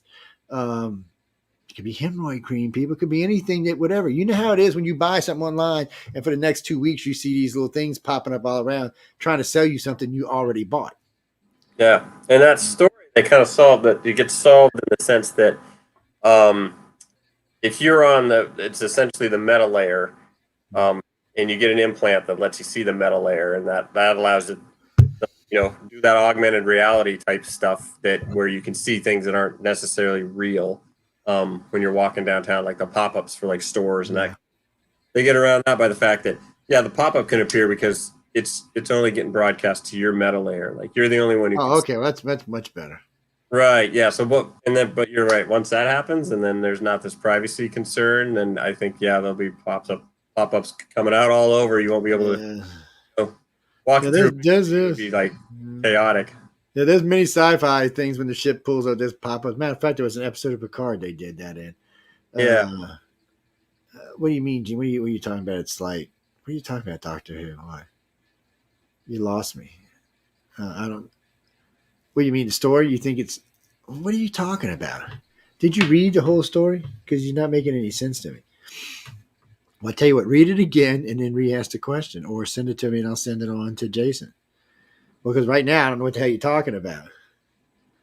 No, so just, read it again.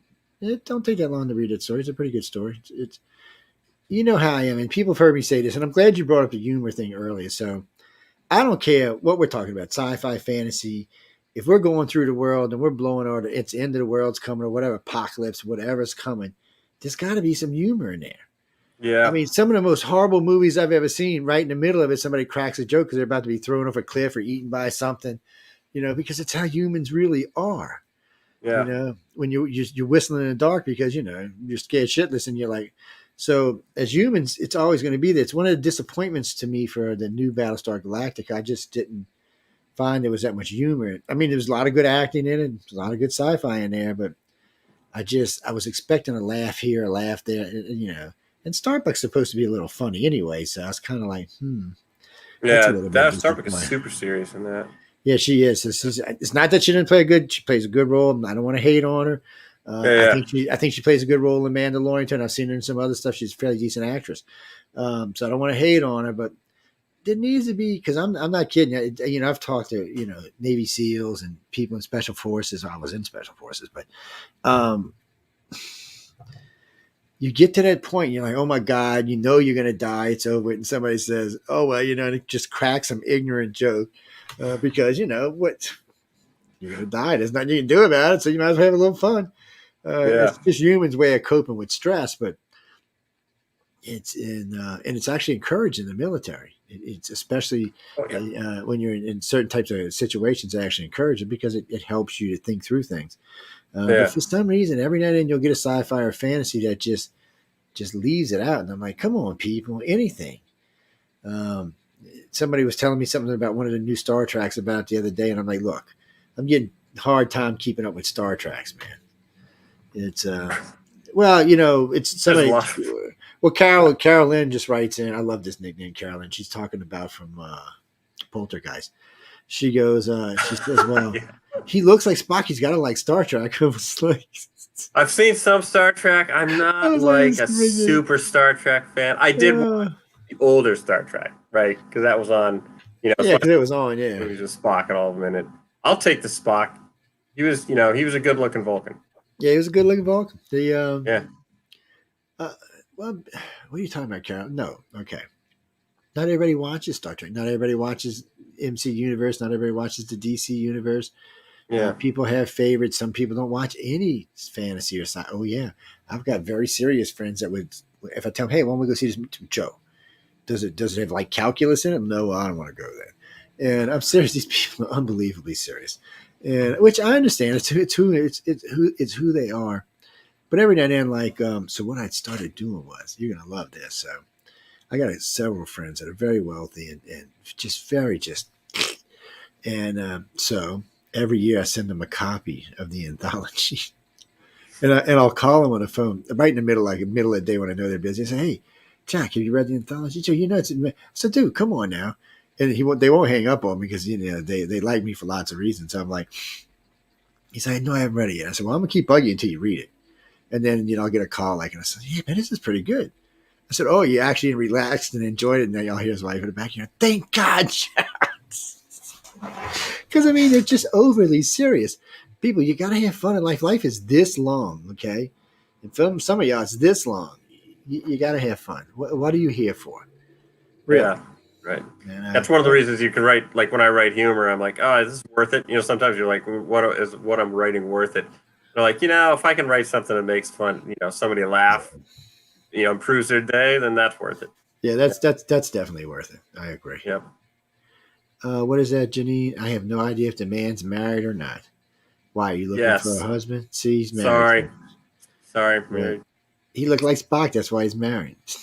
Right. You can't look like this and not get married. I should have pointy ears, but he didn't. No, he didn't say anything about no werewolf book. Where the hell are y'all getting this stuff from tonight? Are we all even listening to this? Well, my brother does have an anthology out called Weir, which is a bunch of creatures. I don't believe there's a werewolf. I think that was like banned. But, so it's got a bunch of different. Actually, it's sitting right I have all my brother's books back here. If there's multiple copies of it on a shelf, then I have a story in it. So there's not too many of them. Where's Weird over here? Here somewhere. It'd be on the top shelf. Yeah, there it is.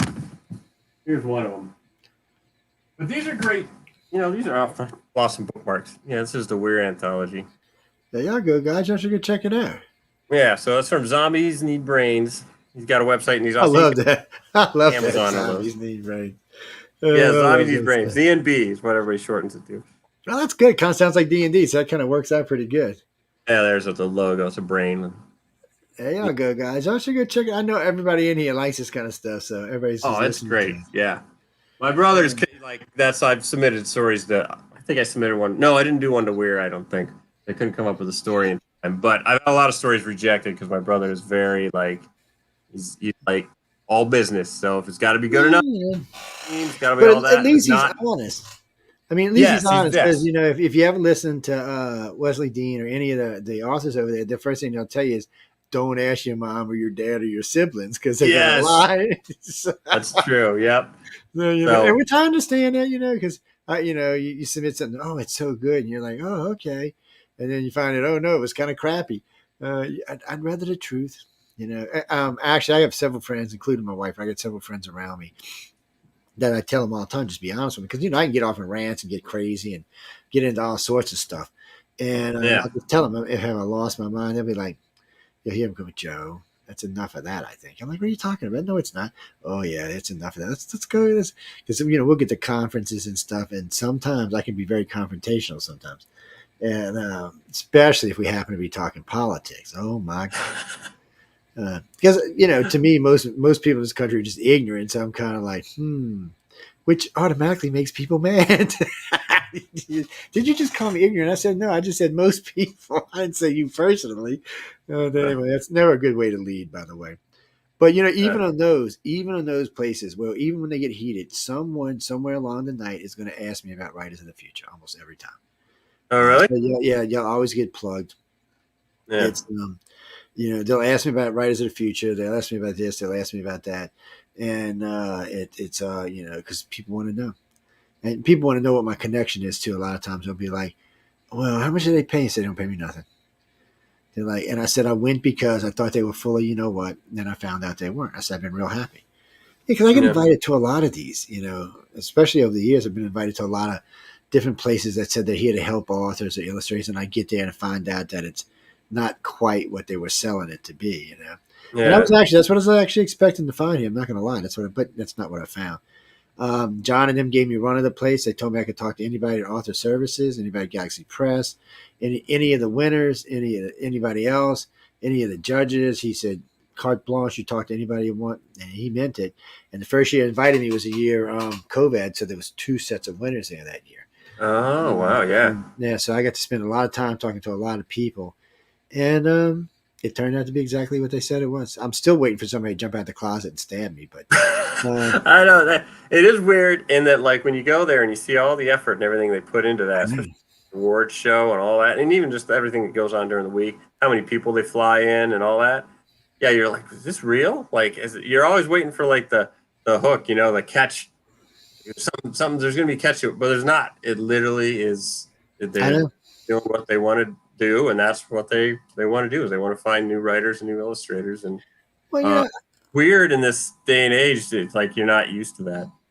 No, you're not. And I understand that thing about paying for it, which is cool. I mean, the judges come out. I mean, they fly the judges out and put them up just like they do with me, but but the judges, of course, aren't getting paid for being there. They're using their own time. And they're coming, hang on, these are big name authors, big name illustrators, and they're there, and they truly, and that's what really gets me more than anything else. They truly want to help. They want to talk to you. They want to be involved. They want you to talk to them. They're there, and and I say this to every winner I get to talk to when I'm there. I always tell them the same thing. They want to talk to you. Don't shy away from them, because some people are, they're a little bit intimidating. Like if you were an illustrator and Larry said, come over and talk to me, you might be just a little bit intimidated, And, if you know anything about it being an illustrator. But poor April, I thought April was going to faint. And then she said something about him on stage. I thought he was going to faint. I was like, uh-oh, here we go. He was super red. He was went red. yeah, he went. I mean, he was. Oh man, he didn't know what to do. That's why we had him on last week together, and then that's when the dragon contest thing started because we were doing dragons all night. But it's a lot of things, and so now you get out there and get some stuff written. A lot of illustrators now. So if you need some artwork done or something, say, hey, look, I'll give you a cut or something. If we win, because yes, people, unfortunately, a cover is important. It is. Yes, I think that's. I was super excited about this cover because, like you, I love bright colors. Oh yes, and this cover like really popped with that colors on it, and you're totally right that the illustration, like the cover of your book, is probably the most important thing for selling it. I would assume anywhere, including Amazon or any of these places, you're just going to see a thumbnail.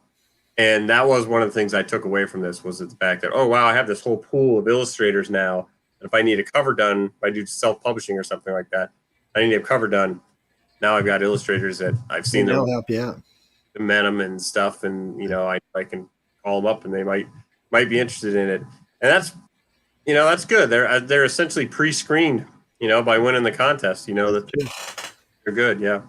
And knowing that they won the contest gives him kind of an idea of how to do it in the first place. So they go through that whole course, essentially learning how to be a professional illustrator. And so put together a composition that somebody's going to want. And so that's got to be a pretty cool course to go through. Denise, no, they have to go with the Queen Echo Chernick. Yes. Echo is the queen boss of the place. Yeah, she's a fabulous illustrator. Yes, she is. And this year, she was running it. Tom Wood was there, who's another fabulous illustrator. Larry Elmo, who we've been talking about, is another fabulous. Dan DeSantis, who's another one.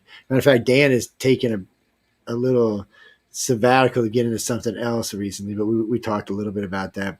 A lot of these guys we talk about too also do oil, which really makes me big fans of theirs. I don't know. I got a thing for oil. Maybe it's because of I have no idea what it is. I wish I knew, but it kind of has like its own, like it's got depth to it or whatever, and the colors on the oils really pop a lot more. I don't know if they have a sheen all the time, but when I think of oils, I think of that kind of like gloss, look to it. No, I'm not anti anything as far as artwork goes. No, I just prefer that. But no, I've seen lots of illustrations done on lots of different. I've seen hand drawn, hand brushed, hand painted, but I've seen a lot of stuff done on computers. Even AI that we were talking about earlier, I've seen a lot of that done as well too. It's I enjoy it. No, we have people do stuff for us all the time on the network. And matter of fact, we're going to be in need for a new banner since we got a new website. So sooner or later, somebody will. Who? I actually talked to some of the big names about doing one for me. Yeah. I want to be able to put one up there with one. I'm not going to say who it is yet because it's still in the works. But I'd like to have their banner up there with their signature on it. Yes.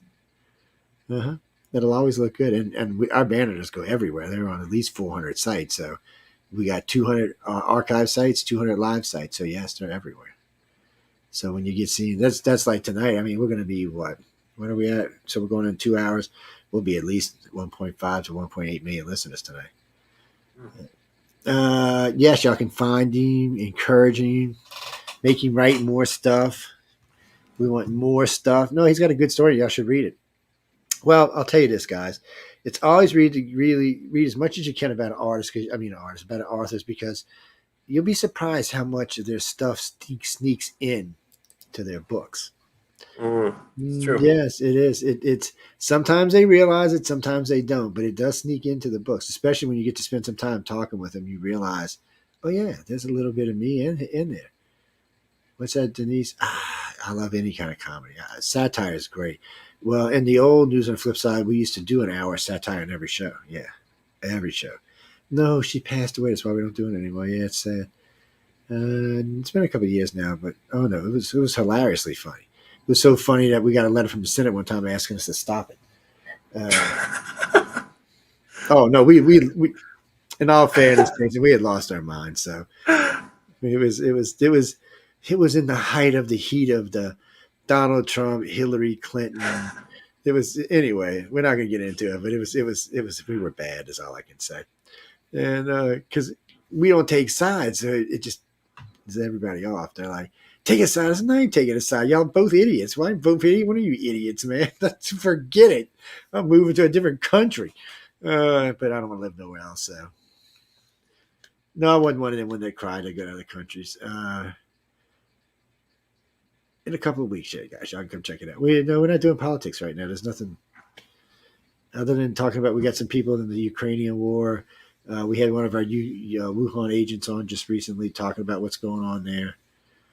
We had both the boys on from the Ukraine on talking about what's going on there. Yeah, I don't know. I'm right now. I'm just hoping everything stays peaceful and quiet for a while. I'm ready for some kind of other than. I've given up. Honestly, I ain't even gonna lie to you. I've given up watching cable news altogether because it's not news anymore. It's opinion news. Matter of fact, like Roku and all of them now, and Prime and all of them don't list it as news anymore. They list it as opinion news. Yes, because it's not real news anymore. No, because they just say whatever the hell they want. Because it's cable. They're not held to any standards. Yeah, so I just stay away from that because it just depresses me. So I don't want to watch it. See, I like hanging out with people like Jason. He's a nice guy. He's got some good book behind him. What do you mean 5 kids? Who got 5 kids? Oh, no, you mean Elon's got 10 kids. Oh, yeah. 10 kids. You want Jason to compete with him and have 10 kids too? What are y'all trying to start here? No, 10, not 10. Jason said if you're going to raise him, he'll have 10 kids. Yeah, you can raise his kids for him. Yeah, you ignorant people. No, it's right here. It's book 39. Go get it. GalaxyPress.com. You can get it on Amazon. You can get it anywhere books are sold. Barnes & Noble, Amazon, it doesn't matter. I always point you out to Galaxy Press because I want y'all to buy it from there. But who?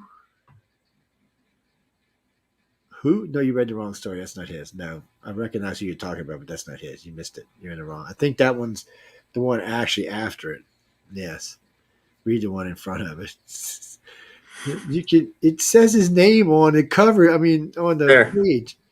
Yeah. Look, you see his name right here. Yeah, there you go. And there it is. I don't know what you were reading, but that wasn't the story. Yeah.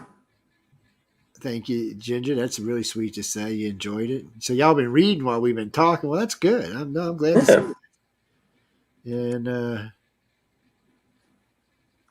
they do have it in audio. Yes, you can get 39 in audio. You sure can. Yeah, that's true. That was pretty cool. Yes, I don't have one yet, but I will get John to send me one.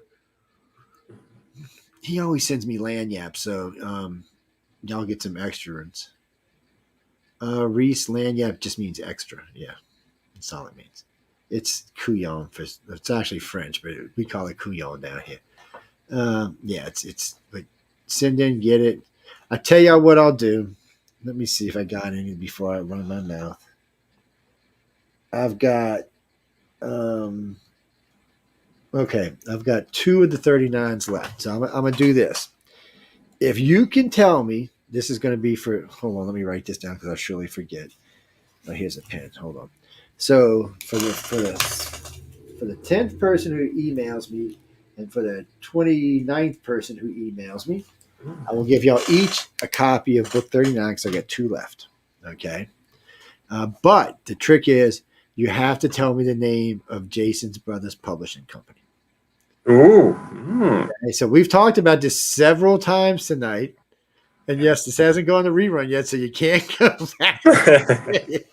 So anyway, I'm serious. Y'all go ahead. And if you get it right, I'll send you both the other book. And actually, I'll do one better. If you are the first one that gets it right, I will send the copy of Fear I have left on paperback. So here it is right here. It's not for the lighthearted. I'm not going to lie to you. Well, I'm not a real scary person, but there you go. So you'll get Jason's story and this. Well, yeah. Well, I'm sure he was happy when Joni called him. Everybody's happy when Joni calls. Yeah, confused, happy. Actually, the funny story with that is I submitted my story, and then I saw a newsletter like 3 weeks later that said, here are the winners for 3rd quarter, and I didn't see my name on any of the lists, and I'm like, oh, I didn't win, so then I forgot about it.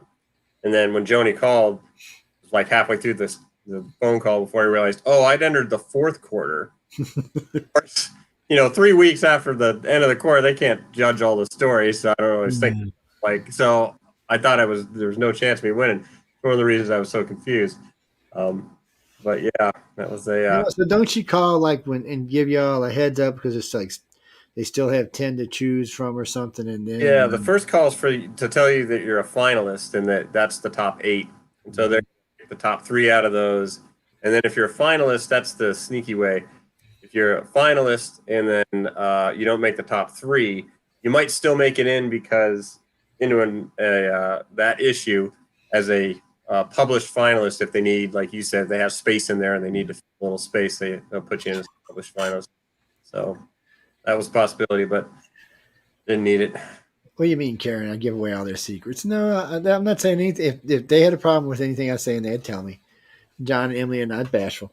No, they'd tell me. No, they've been knowing. I've been talking about this for 4 years with them, so no, they know what I'm going to talk about. Well, because I want people, when people hear like Jason talking, they're like, well, this sounds thrilling, exciting, and scary all at the same time. And I want people to know, this is because it's exhilarating, and they need to know it's not people. It's not just the fact that you're going to win; it's the fact that they're going to fly out there and take care of you. They even fly your family out.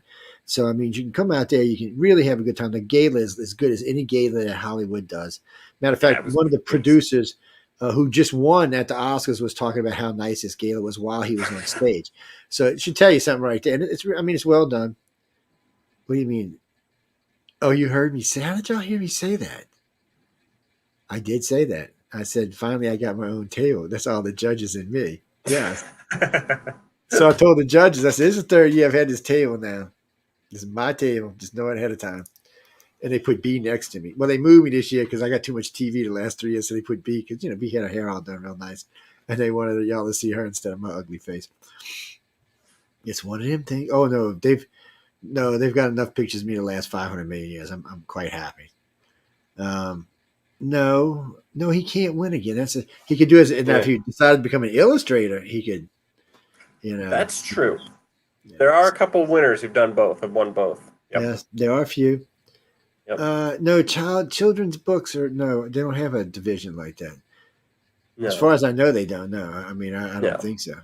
No, it's all adult. But I will tell. This is a little hint, and I didn't know this when I entered the story, but it's supposed to be not middle grade, but it's supposed to be able to be read in like I forget what genre, what level. So swearing is like you're supposed to keep it to a minimum, and then there's certain words like damn and hell are okay, but any other words are not. So you should just make up your own words. And I had some in mind, and they just said take it out.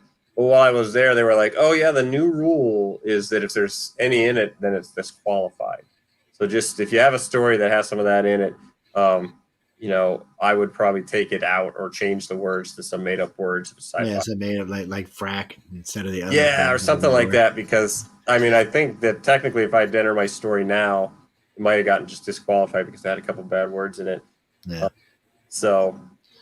But I basically tell everybody figure PG-13 is what I tell everybody, and there's a couple. That's pretty much it. Yeah, I think that's what they're going for. Yeah. There's what they're proving a point here that you can have really good entertainment, and you can even have movies out of stuff like this and sell your stories and all without having to resort to heavy sex, heavy violence, blood and gore, or cursing the whole story. Which they're right. The books do every year. They sell really well, and it does prove that you can have entertainment without, bad stuff.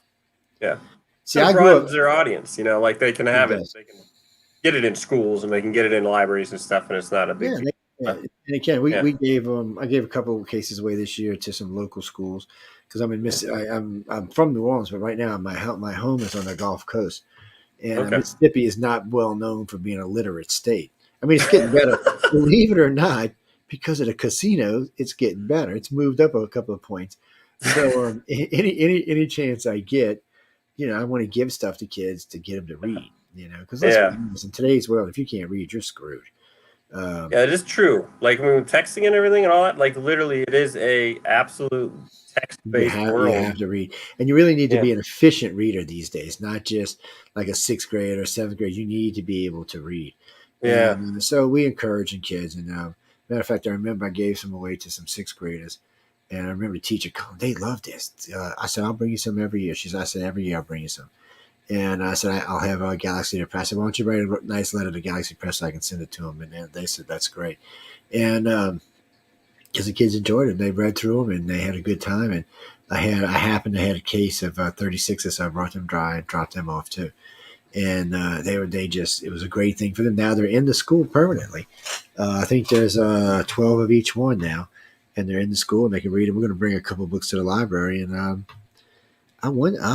all for people reading. Yeah.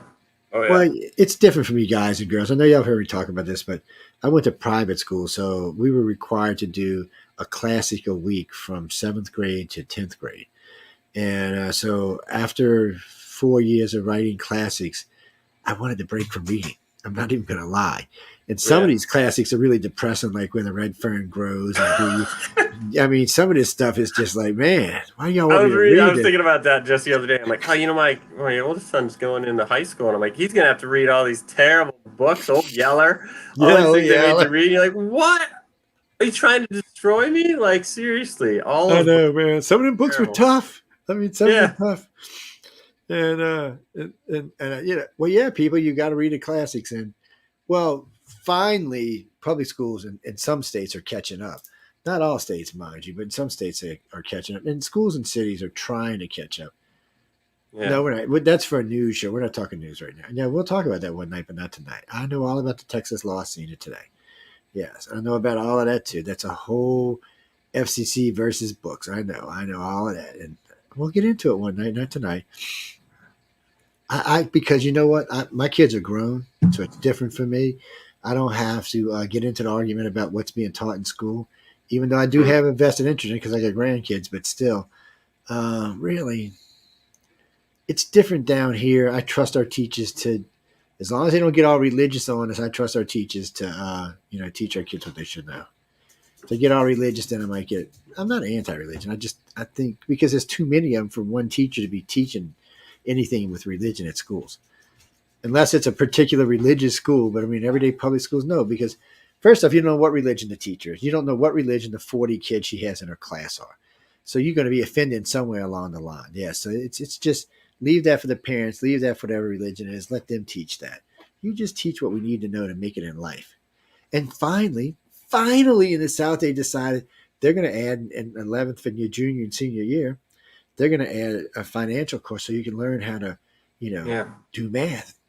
Well, they said balance checkbooks, but too many people don't use checkbooks anymore, so it's going to be just balance your accounts online. But you'd be surprised how many of my friends can't fucking balance their accounts, people. Oh, yeah, they'll be like, Joe, I'm always drafting. I said, dude, you make 4 times as much money as I do, and you're always overdrafting your account. I don't know. Somehow it doesn't balance out. I'm like, what 2 + 2 equals, right? 4, right? I was like, dude, do math. I said, do you got a calculator? I said, just one on your freaking computer. Yeah. Oh, I don't know. Who knows? But hopefully Jason won't have that problem. Hopefully soon he'll have an accountant in the background. That's 9 figures now, Jason. Just want to let you know. Do I get a commission? Yeah, I think it's how it works. Right? That works for me, man. It's supposed to work that way. That works. 9 figures, people. Figure it out. You know what 7 figures is, people? That's 7 figures is $1 million. And then go from 8 figures and 9 figures. Yes, you'll get it. No, that's not a trillion. I think it's like 100 million, but still. Just figured it's math. I know. Y'all slept through math. I know what happened. Unfortunately, I had advanced math courses, and then I got into advanced avionics, electronics, and having even more advanced math. And then I got my bachelor's in science and had even more advanced math. Look, I could look. I don't even like to think about math anymore. It's fun though. It is to me. Math's like another language. Yes, it is. It's kind of weird, but I enjoy doing it. Any questions for Jason? We got to let him get out. We had him for 2 hours, man. This man got a life. He probably got somebody at the house, half going, bitch, when you get off that day? Oh, well, okay. Mine just keeps going by every once in a while. You got an hour left on there. What is it, Clara Jane? What you got? Yeah, I'll ask him that. So Clara's just basically asking, is this something, once you want to know if you're looking to make money off, but 2, you want to know if it's something that helps you to relax or maybe cleanses your spirit or something along those lines. You put cleanses your spirit, not me. That's why I asked him that. Yeah, that's a good question. I'm not. I mean, somebody's going to pay me, I'll take the money. But I'm not really in it to make money necessarily as like a career or anything like that.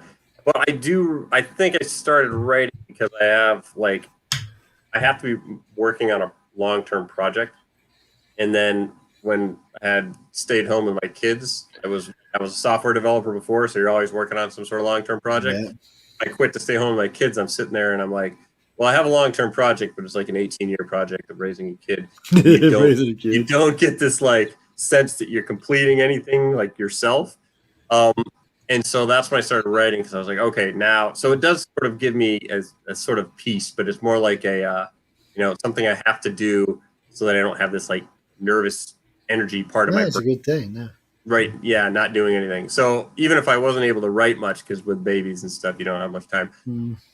My mind could be like working on a story, while I was exhausted. Yeah. Running it through. Yeah. Right. Yeah. So that's true. It is kind of like I'm glad to meet somebody else. I got to stay home. I stayed home for my son's first, I don't know, 7 or 8 years, 9 years. Yeah. And then he got to a certain age, and I was like, okay, well, I'm gonna go back to work. But no, it's nice, people. If for a dad, it's unusual. And yes. My wife, I was her second husband, so she had kids before, and she said, "Well, I don't want to raise no kid. You raise him." I said, "That's fine. I'll take him."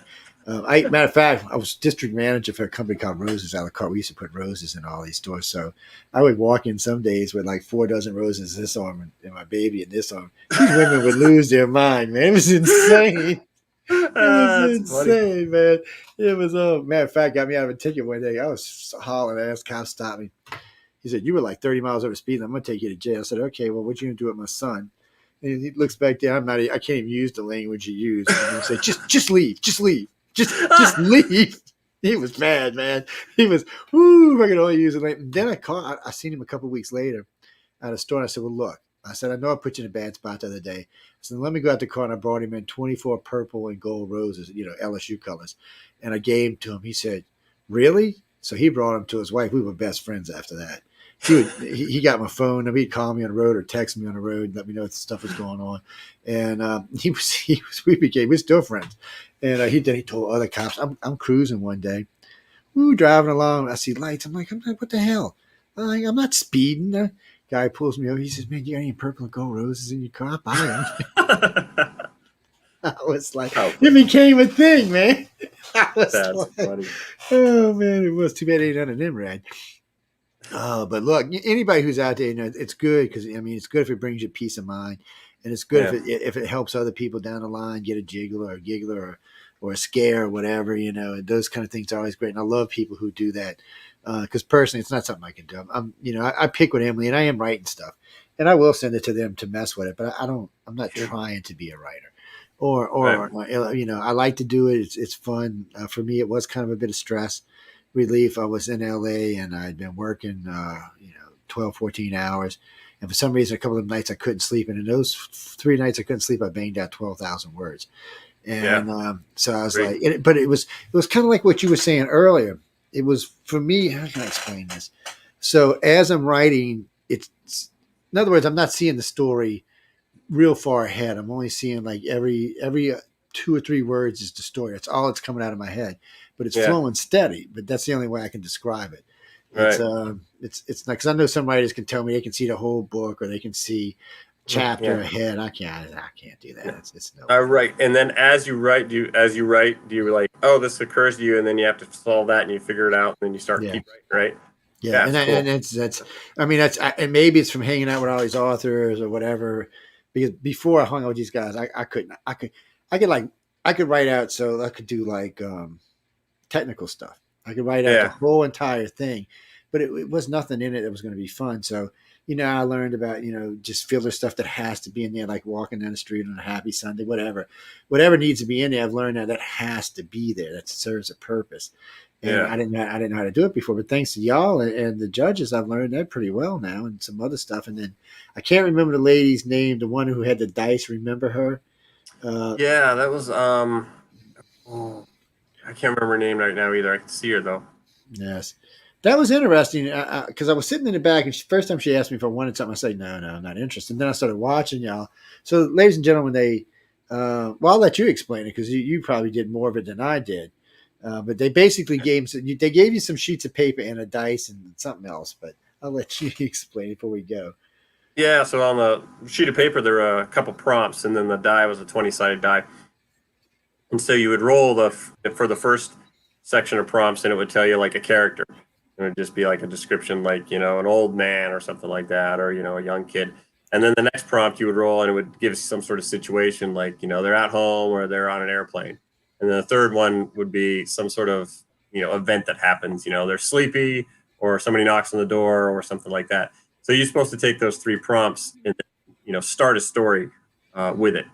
And then, maybe finish it later, which is actually what one of the winners, the story that beat my story was actually from a writing prompt from one of her sessions. Oh, shit, huh? Marianne Zenos. And so they can be very effective. And I didn't think when I first started writing I'd be good at that kind of stuff, like themed anthologies or prompts and that kind of stuff.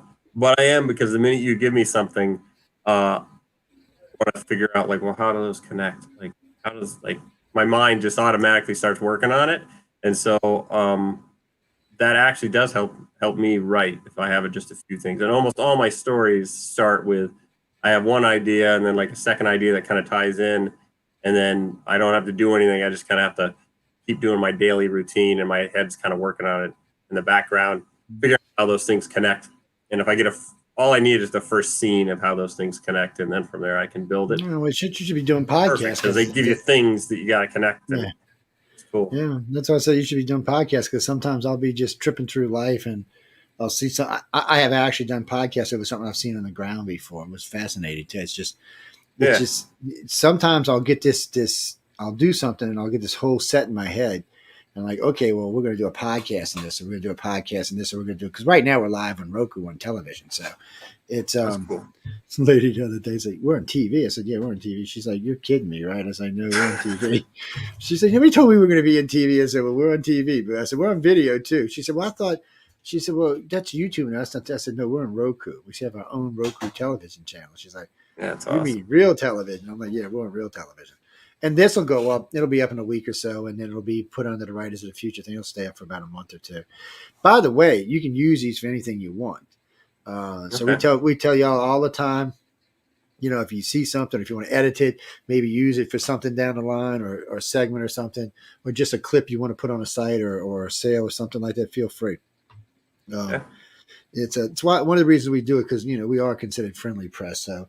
And then again, if you get a new story or something, send me a copy. It'll go behind me. We'll set you up and get you on when it's up. We'll get you on just to see if we can't sell some. And maybe you'll go there where Bob's face is right now, and Bob the alien. He's it's funny because now we're on Roku.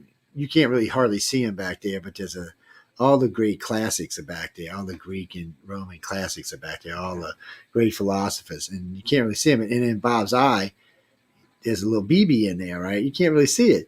The frickers on them big screen TVs can see it. Mm-hmm. Oh yeah, buddy. The first time somebody, the first time somebody wrote to me, they started telling me everything that was back there. They were reading the label on the Crown bottle. They were reading all the writing. She says, "Joe, you need a good shave, man. Your beard's looking a little ratty there." I'm like, "What?" Excuse me, what the hell are you talking about here? Oh, no. I'm like, get the hell out of here. And but yeah, they can see everything. It's insane. And I forgot Roku has a zoom button, so they can zoom in and out. So I'm like, oh, ain't this just a joy?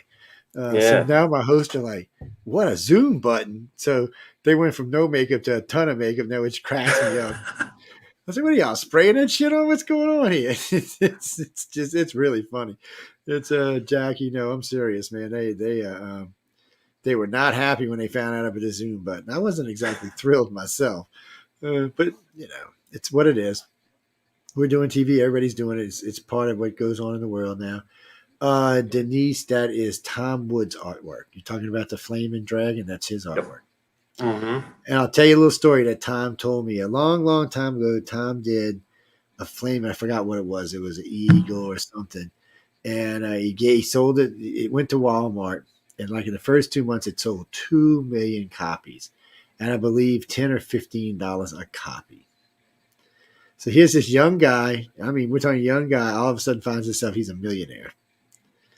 From one little piece of flaming art. Yes. What can I say? And then his career just took off after that. He's done stuff for the NFL. He's done stuff for a lot of big names. And then he likes to do stuff. He likes to do freelance stuff too. So I noticed a lot of them like to do freelance, but a lot of them also have commercial customers, that probably pay the bills. Yeah. Well, Jason's in Pittsburgh. He ain't that far from Arkansas. He does. Tom Wood does a float every year in September.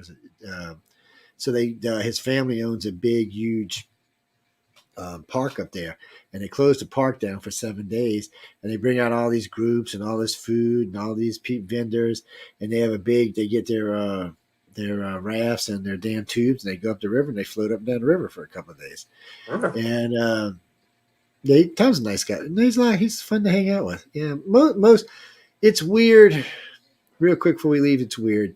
So the young illustrators are usually much more inverted than the young authors are. When I mean young, I mean winter-wise. Age is really because most of the illustrators are going to be in their late 30s to early 40s. That's the majority of them. Some are going to be older in the 60s and even in 70s, and some might be a little bit younger. But for most of the part, the authors that win are more closer to in their mid 30s to mid 40s. That's just where they're the ones I've met personally. And they seem to be very outgoing. And when you get them on air, they talk very well. Artists, on the other hand, don't. They seem to be very inverted. You got to pull a lot of conversation out of them. And a lot of them seem to be under the age of 30, which makes them automatically more scary because they haven't had that much life experience. But when you get into when you're older, that flip-flops. When you get older, the artists become much more outgoing and the authors become much more inverted. I have no idea. But this 4 years has proven it to me without a doubt. I've seen enough of I don't know. It's just one of those things. Tim Powers is very outgoing. And he'll always have a Coca-Cola can in his hand. I was just going to say that. I've never seen one human being consume more Coca-Cola in an hour than Tim. And there's a reason he has that energy. So what do you mean? Oh, you're talking about, yes, we have talked about him throwing the stuff down the stairs. So they do that. They really did it. No, they really threw the shit down the stairs. No, I'm not kidding you. So I think the first time I was there, they didn't actually do it that way, but they talked about it. This year. They just chunked them down the stairs. I think they did last year too. And then they went and picked up the stories they were going to talk about. No, it's just because first off, there's 12 winners there. They can't talk about every story. It'd take too long. And they really want to give solid advice on the stories for the writers that are there. So they just pick them out and they go through them, and then they harass those writers, for that amount of time. Not in a bad way, no. They want you to be a good writer. Look, all of those judges want to see your name in lights in the future. They want to be able to say, hey, I know that guy. I helped him out. Or, who, Jody Lynn? Right now, currently, Jody Lynn, out of all the judges I've interviewed, is doing the best on the network. I don't know why. It was a fun interview we did. It was kind of funny. I don't know. You'd have to go see. Echo does pretty good, too, because Echo is bad. She's another bad influence. Oh, yeah. Echo and Larry are bad influences on me. So is Tom. I'm blaming all three of them. They're all bad influences. I got a lot with the illustrators. All I can say is they're evil. No, everybody before anybody writes to me, no, they're all very nice people, and I've enjoyed all their company. I've had a good time with all of them, and the bar cons are fun and interesting. Don't go get plastered drunk, but you can talk to any of the judges. They get a little buzz. They'll talk about anything you want, and they're a lot of fun. And you don't always have to talk shop. You might want to know something about them. They'll talk about themselves. Don't get too personal, but you can ask personal questions. Well, it's different for me because I'm there to be a pain in the ass. Yes, I've got all kind of information on all of them now. Oh, I've spent many hours talking to them. Dossier. A lot of it off. Yeah, dossier for sure. A lot of it's off the clock. Well, no, because I'm not that kind of person. I'm not going to publish things people tell me in confidence now. I don't do that. And none of it's bad anyway, but still. It's like Kevin Anderson and Leslie Dean were talking about the drummer from Rush and him having stage 4 and all that stuff. And it was a very personal conversation that I was very privy to. Well, I can't get into the details of it, guys, but it was a good conversation. I was glad to be part of it. Well, I'm a Rush fan, so I'm not a total Rush fan, but I'm a Rush fan. I'm like maybe 2 songs. So I'm not a total fan. I don't, to be honest, and I don't know if this is true for Jason or not, but for me personally, I've never been like one group every song. That's not who I am. Yeah, that's true. Mm-hmm. You know, I like, don't get me wrong, I like a lot of different music, and I've got a big family with a lot of different age groups in it. And, you know, so from current to way back in the past and everything in between. So there's a lot of stuff I listen to. And, well, it's whatever mood I'm in. Sometimes it might be rock, sometimes it might be country, sometimes it might be rap. Well, okay, rap, probably about 24 rap songs I like. That's about as far as I can go. Well, because I can't get past the cursing. If it's just rapping, I'm fine. But if I got to listen to FFF, no, I don't want to listen to that. I didn't want to listen to that when I was 20. I definitely don't want to listen to it now. Because it doesn't make any sense to me. Yeah, I can, you know what? I can say the F word pretty good. I was a Navy SEAL, buddy. What? I mean, Navy Special Forces. I said, you want to hear somebody Stop curse? at Navy. That's right. Stop at Navy. That's right. That's all you got to say. I can curse. Trust me on this. But you know, when I first got in the radio, it was one of the hardest things for me, Jason, was because I was hosting on a different show, a show called Wake Up USA, Okay. and no cursing was allowed, and it was hard because I was young, and I mean I was maybe 35 at the time, and I still had a lot of Navy stuff in my head. I'd have man right in the middle of the show. Okay, Joe, don't do it. My very first show, I got in an argument with the guest. Oh no! Oh yes, a big nasty argument too. He started cursing. I mean, it's not to curse, but he started cursing. Ooh, man, he got mad at me. Larry Black was his name. It was hilariously funny, is what it was. We do allow cursing on our network. It's just not a lot. We really the F and C words are the only two words you can't say. Yes. Don't write to me and ask me what the C word is. If you don't know what the C word is, then don't worry about it. Okay, just don't worry about it. Leave it out. Let's just leave it out. It's. I'll tell you the truth. When you're dealing with the FCC, it's not so much about curse words. It's more about the way you phrase things. So I want to pet my little pussycat. Okay, that's fine. Now, if I just change 2 words in that sentence, I'm getting thrown off the air. So it's the way you phrase things. And trust me, you only get in trouble if somebody turns you in. They're not. It's not like communist Russia. They're not actually listening unless somehow or another you got on somebody's radar, and then they might be. You mean who? Rush Limbaugh? I didn't. To be honest with you, I probably heard 5 shows. But you know what, James? He was an avid reader. He loved to read. I heard him at. I was doing a lecture at the Washington Press Club, and he happened to be there. And we were having dinner with Edgar Mitchell and I was going to say Neil Armstrong, Edgar Mitchell and Buzz Aldrin, and we were having lunch with him, and we had a really good conversation. And he came over and sat down because, just like me, these 2 guys were heroes of his, and we were talking with the astronauts, and he got to talking, and he said Edgar said something about a book, and then the next hour was about what books they read. And this is before I was into it as much as I am now, so it was kind of hard on me, but still. I mean, he was a nice guy. I mean, it's just for who he was. He seemed pretty nice. But I didn't have really any interest in what he was saying, so it didn't matter to me. I was in a whole different thing back then. That particular day we would talk, and we had 2 senators show up, 5 or 6 House reps show up, and then a bunch of, what do you call them? They work. They're like they work for the different senators and the different House reps. Staff. Yeah, they would show up, and it would be all taking notes the whole night.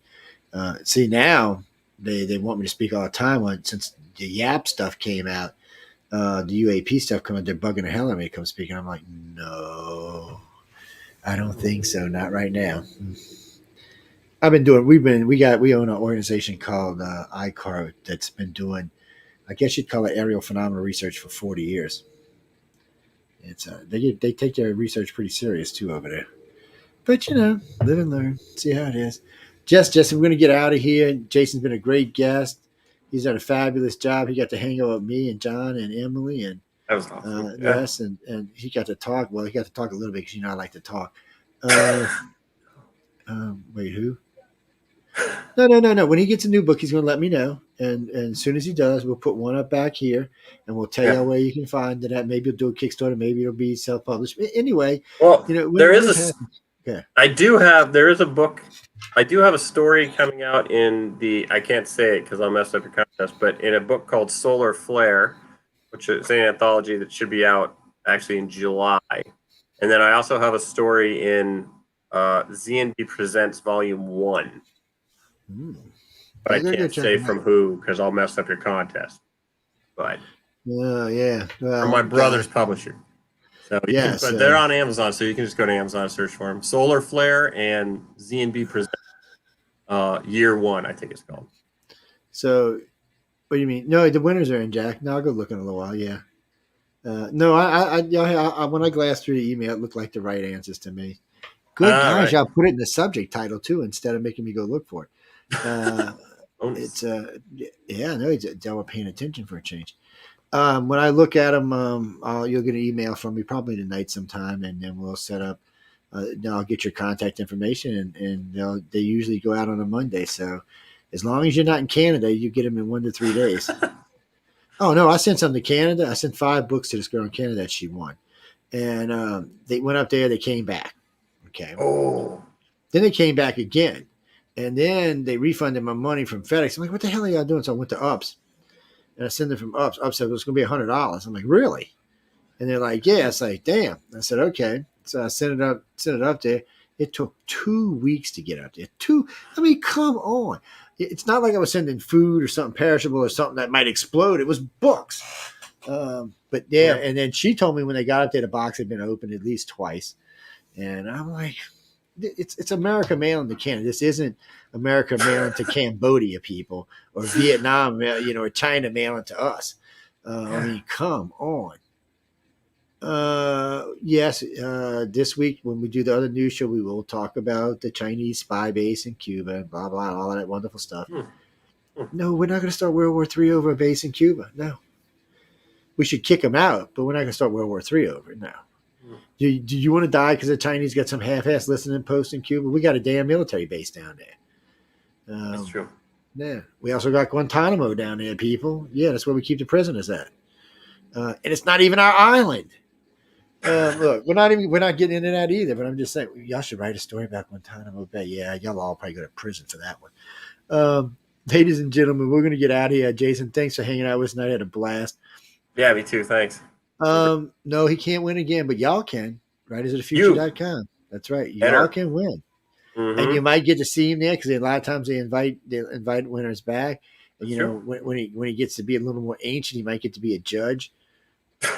Well, no, I think the judges are pretty ancient. With the exception of 3 of them, they're all pretty ancient. Yeah. I'm going to get in trouble. I can already see it coming. I already got in trouble that night for saying something about John and Emily, so I behaved myself. It was kind of funny, something about who's the boss and who's working what. Yeah. No, they're great people. They really are, guys and girls. I love giving them trouble, but they're a lot of fun to hang out with. They're really hardworking. When you get there, that's all you see. Nobody stops. Yeah. You see, you'll see Emily just disappears because she's usually working on a GALA or something like that. Joni is just she's everywhere. And then poor Sarah, she's everywhere. And then you see Maliva, she's taking pictures all the time. She's nonstop. And she does a lot of other stuff behind the scenes, just like Jason does. So they're always running around. Then you've got Hilda that's over at the office. She's always doing something. Matter of fact, she does the opening thing on the GALA. It's just, I call her Hilda because she told me I could. Yes. Because I kept screwing up her first name. So she said, Joe, just call me Hilda. And, no, she's really nice. Everybody over there is really nice. It's scary nice. I'm telling y'all. I'm waiting. I'm just waiting. One day I'm not gonna show up. Y'all know what happened if I didn't show up. No, they're just. I wish all y'all could win. Yes, I wish y'all could all get to meet them because it would give you a different understanding about who these people are. Because I get a lot of stupid questions, but they're just really nice people. They're hardworking, nice people. What do you mean? I try to feed Emily the whole time I'm there. When I got her up here in New Orleans, I fed her so much she gained like 5 pounds. Oh yeah, man. She was. I took her some good places to eat. Oh yeah. Well, I live in New Orleans, people. Everywhere's a good place to eat here. Uh-huh. Well, no, he's in Pittsburgh. So we got 1, 2, 3, 4. We got 5 hosts, or 4 hosts now because one of them got fired. But we got 4 hosts in Pittsburgh, and it's kind of weird to have that many in one state, though. Yes, we do. Well, Sean's up there. Sean Kelly's up there. He's on. Well, he was on Chase Price. He's into the night now. Yeah. Which, matter of fact, I got to call him when I get off right here. But anyway, we're gonna go, guys. Y'all behave. You're gonna get to hear a bunch of. No, you're not. We're not gonna do those tonight. Remember, People's Choice Podcast Awards. Go vote. Voting opens July 1st. Get your asses out there and vote. Vote. Vote. Vote. Vote. You want to hear me whine the rest of the year? Get over there and vote. Actually, I've been in runners-up for the last 4 years. I just want to win one of them. We were in science, but the little girl who does science, she's unbeatable. She is good. I vote for her. When I had my own show in there, I'd still vote for her. Yeah, because we had Science and Beyond there, but her show she is fabulous. No, she's fabulous. She does a great job. Great guest. She asked me one time how I got big guests because I've had Michio Kaku and the other guys, Tyson and Paul Levette, and some of the other ones big. The only one I haven't been able to get is Elon Musk because I can't get past the Queen Bee. The Queen Bee, he's got a blonde woman that works for him. She is tough to get by. Nothing gets by her. She's like Elon's bodyguard, buddy. No, I'm serious. She does not play. That's her job. It's like Michelle on this network. That's her job to take care of Elon and make sure business is doing what it's supposed to be. That's what she does. Now, y'all can watch it for yourself. There's several shows that show them when they were building SpaceX, how many disasters. They were quite honest, by the way. They showed shit blowing up, things going awry. They had no qualm showing you what really went down, which surprised me that they didn't try to hide some of the money they lost, but they didn't. They went ahead and showed it anyway. And there's another thing called Mars that Elon's in. It's some series where they go to Mars and they're living there. And from time to time, you hear these scientists doing the show. They're like little cut-in clips where the scientists are talking and they go back to the show. It's like a TV series. I can't remember that. I want to call it Mars, but it was something else. No, it's pretty good. It just showed how we're going to be, which, when you see all these, like Star Trek is great, but humans are not going to reach that level of niceness for, I don't know, 1,000 years or so. So things like Babylon 5 or things like what we're talking about with this Mars thing, these are more like us. We're going to be squabbling and bitching and griping and moaning as we get into deep space for quite some time. We're going to be arguing about politics on our own planet. And when we find aliens, we're going to be arguing with aliens about politics. We're just as a species, we're just not there yet. You know what, too? It's funny.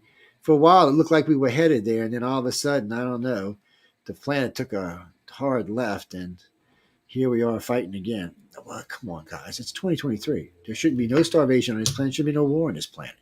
We should know better. Really and truly, we should all know better. Yes, well, unfortunately, I don't control the planet, so I can't tell anybody anything. I would make a lousy president anyway. You don't want me to be president. Oh, no. No, that'd be bad, no. First time Putin flew airplanes over Alaska, I'd say, really, dude? Is he home? Wait, watch this. Oh, shit, he's dead. Did a cruise missile just take out Putin? Oh, I don't know. There was an accident. I accidentally hit the button. It was an accident. I'm telling you. It was an accident.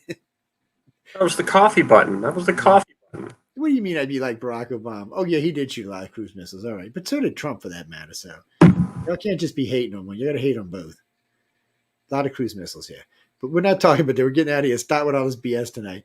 Jason, again, you were fabulous tonight. We're going to get out of here. Guys and girls, stay tuned for Spaced Out Radio with Scott Bakula. No, I'm just teasing. He's not Scott Bakula. No, I was just teasing. No, I was teasing. And yes, I did hear he might come back to the New Quantum Leap for a visit, but that's it. No, it really is Spaced Out Radio. We come back, sure to check them out. They're on until 2 a.m. Give them a holler, check them out, see what they're up to. Say hi to everybody with the group over there. It's a bunch of good guys. They do a lot of good guests, too. They have a lot of good guests on. They do a 3-hour late night show. Their coast to coast is, well, they wish they were coast to coast competition, but they're getting there. On that note, good night and stay tuned for Spaced Out Crazy People. Good night, everybody.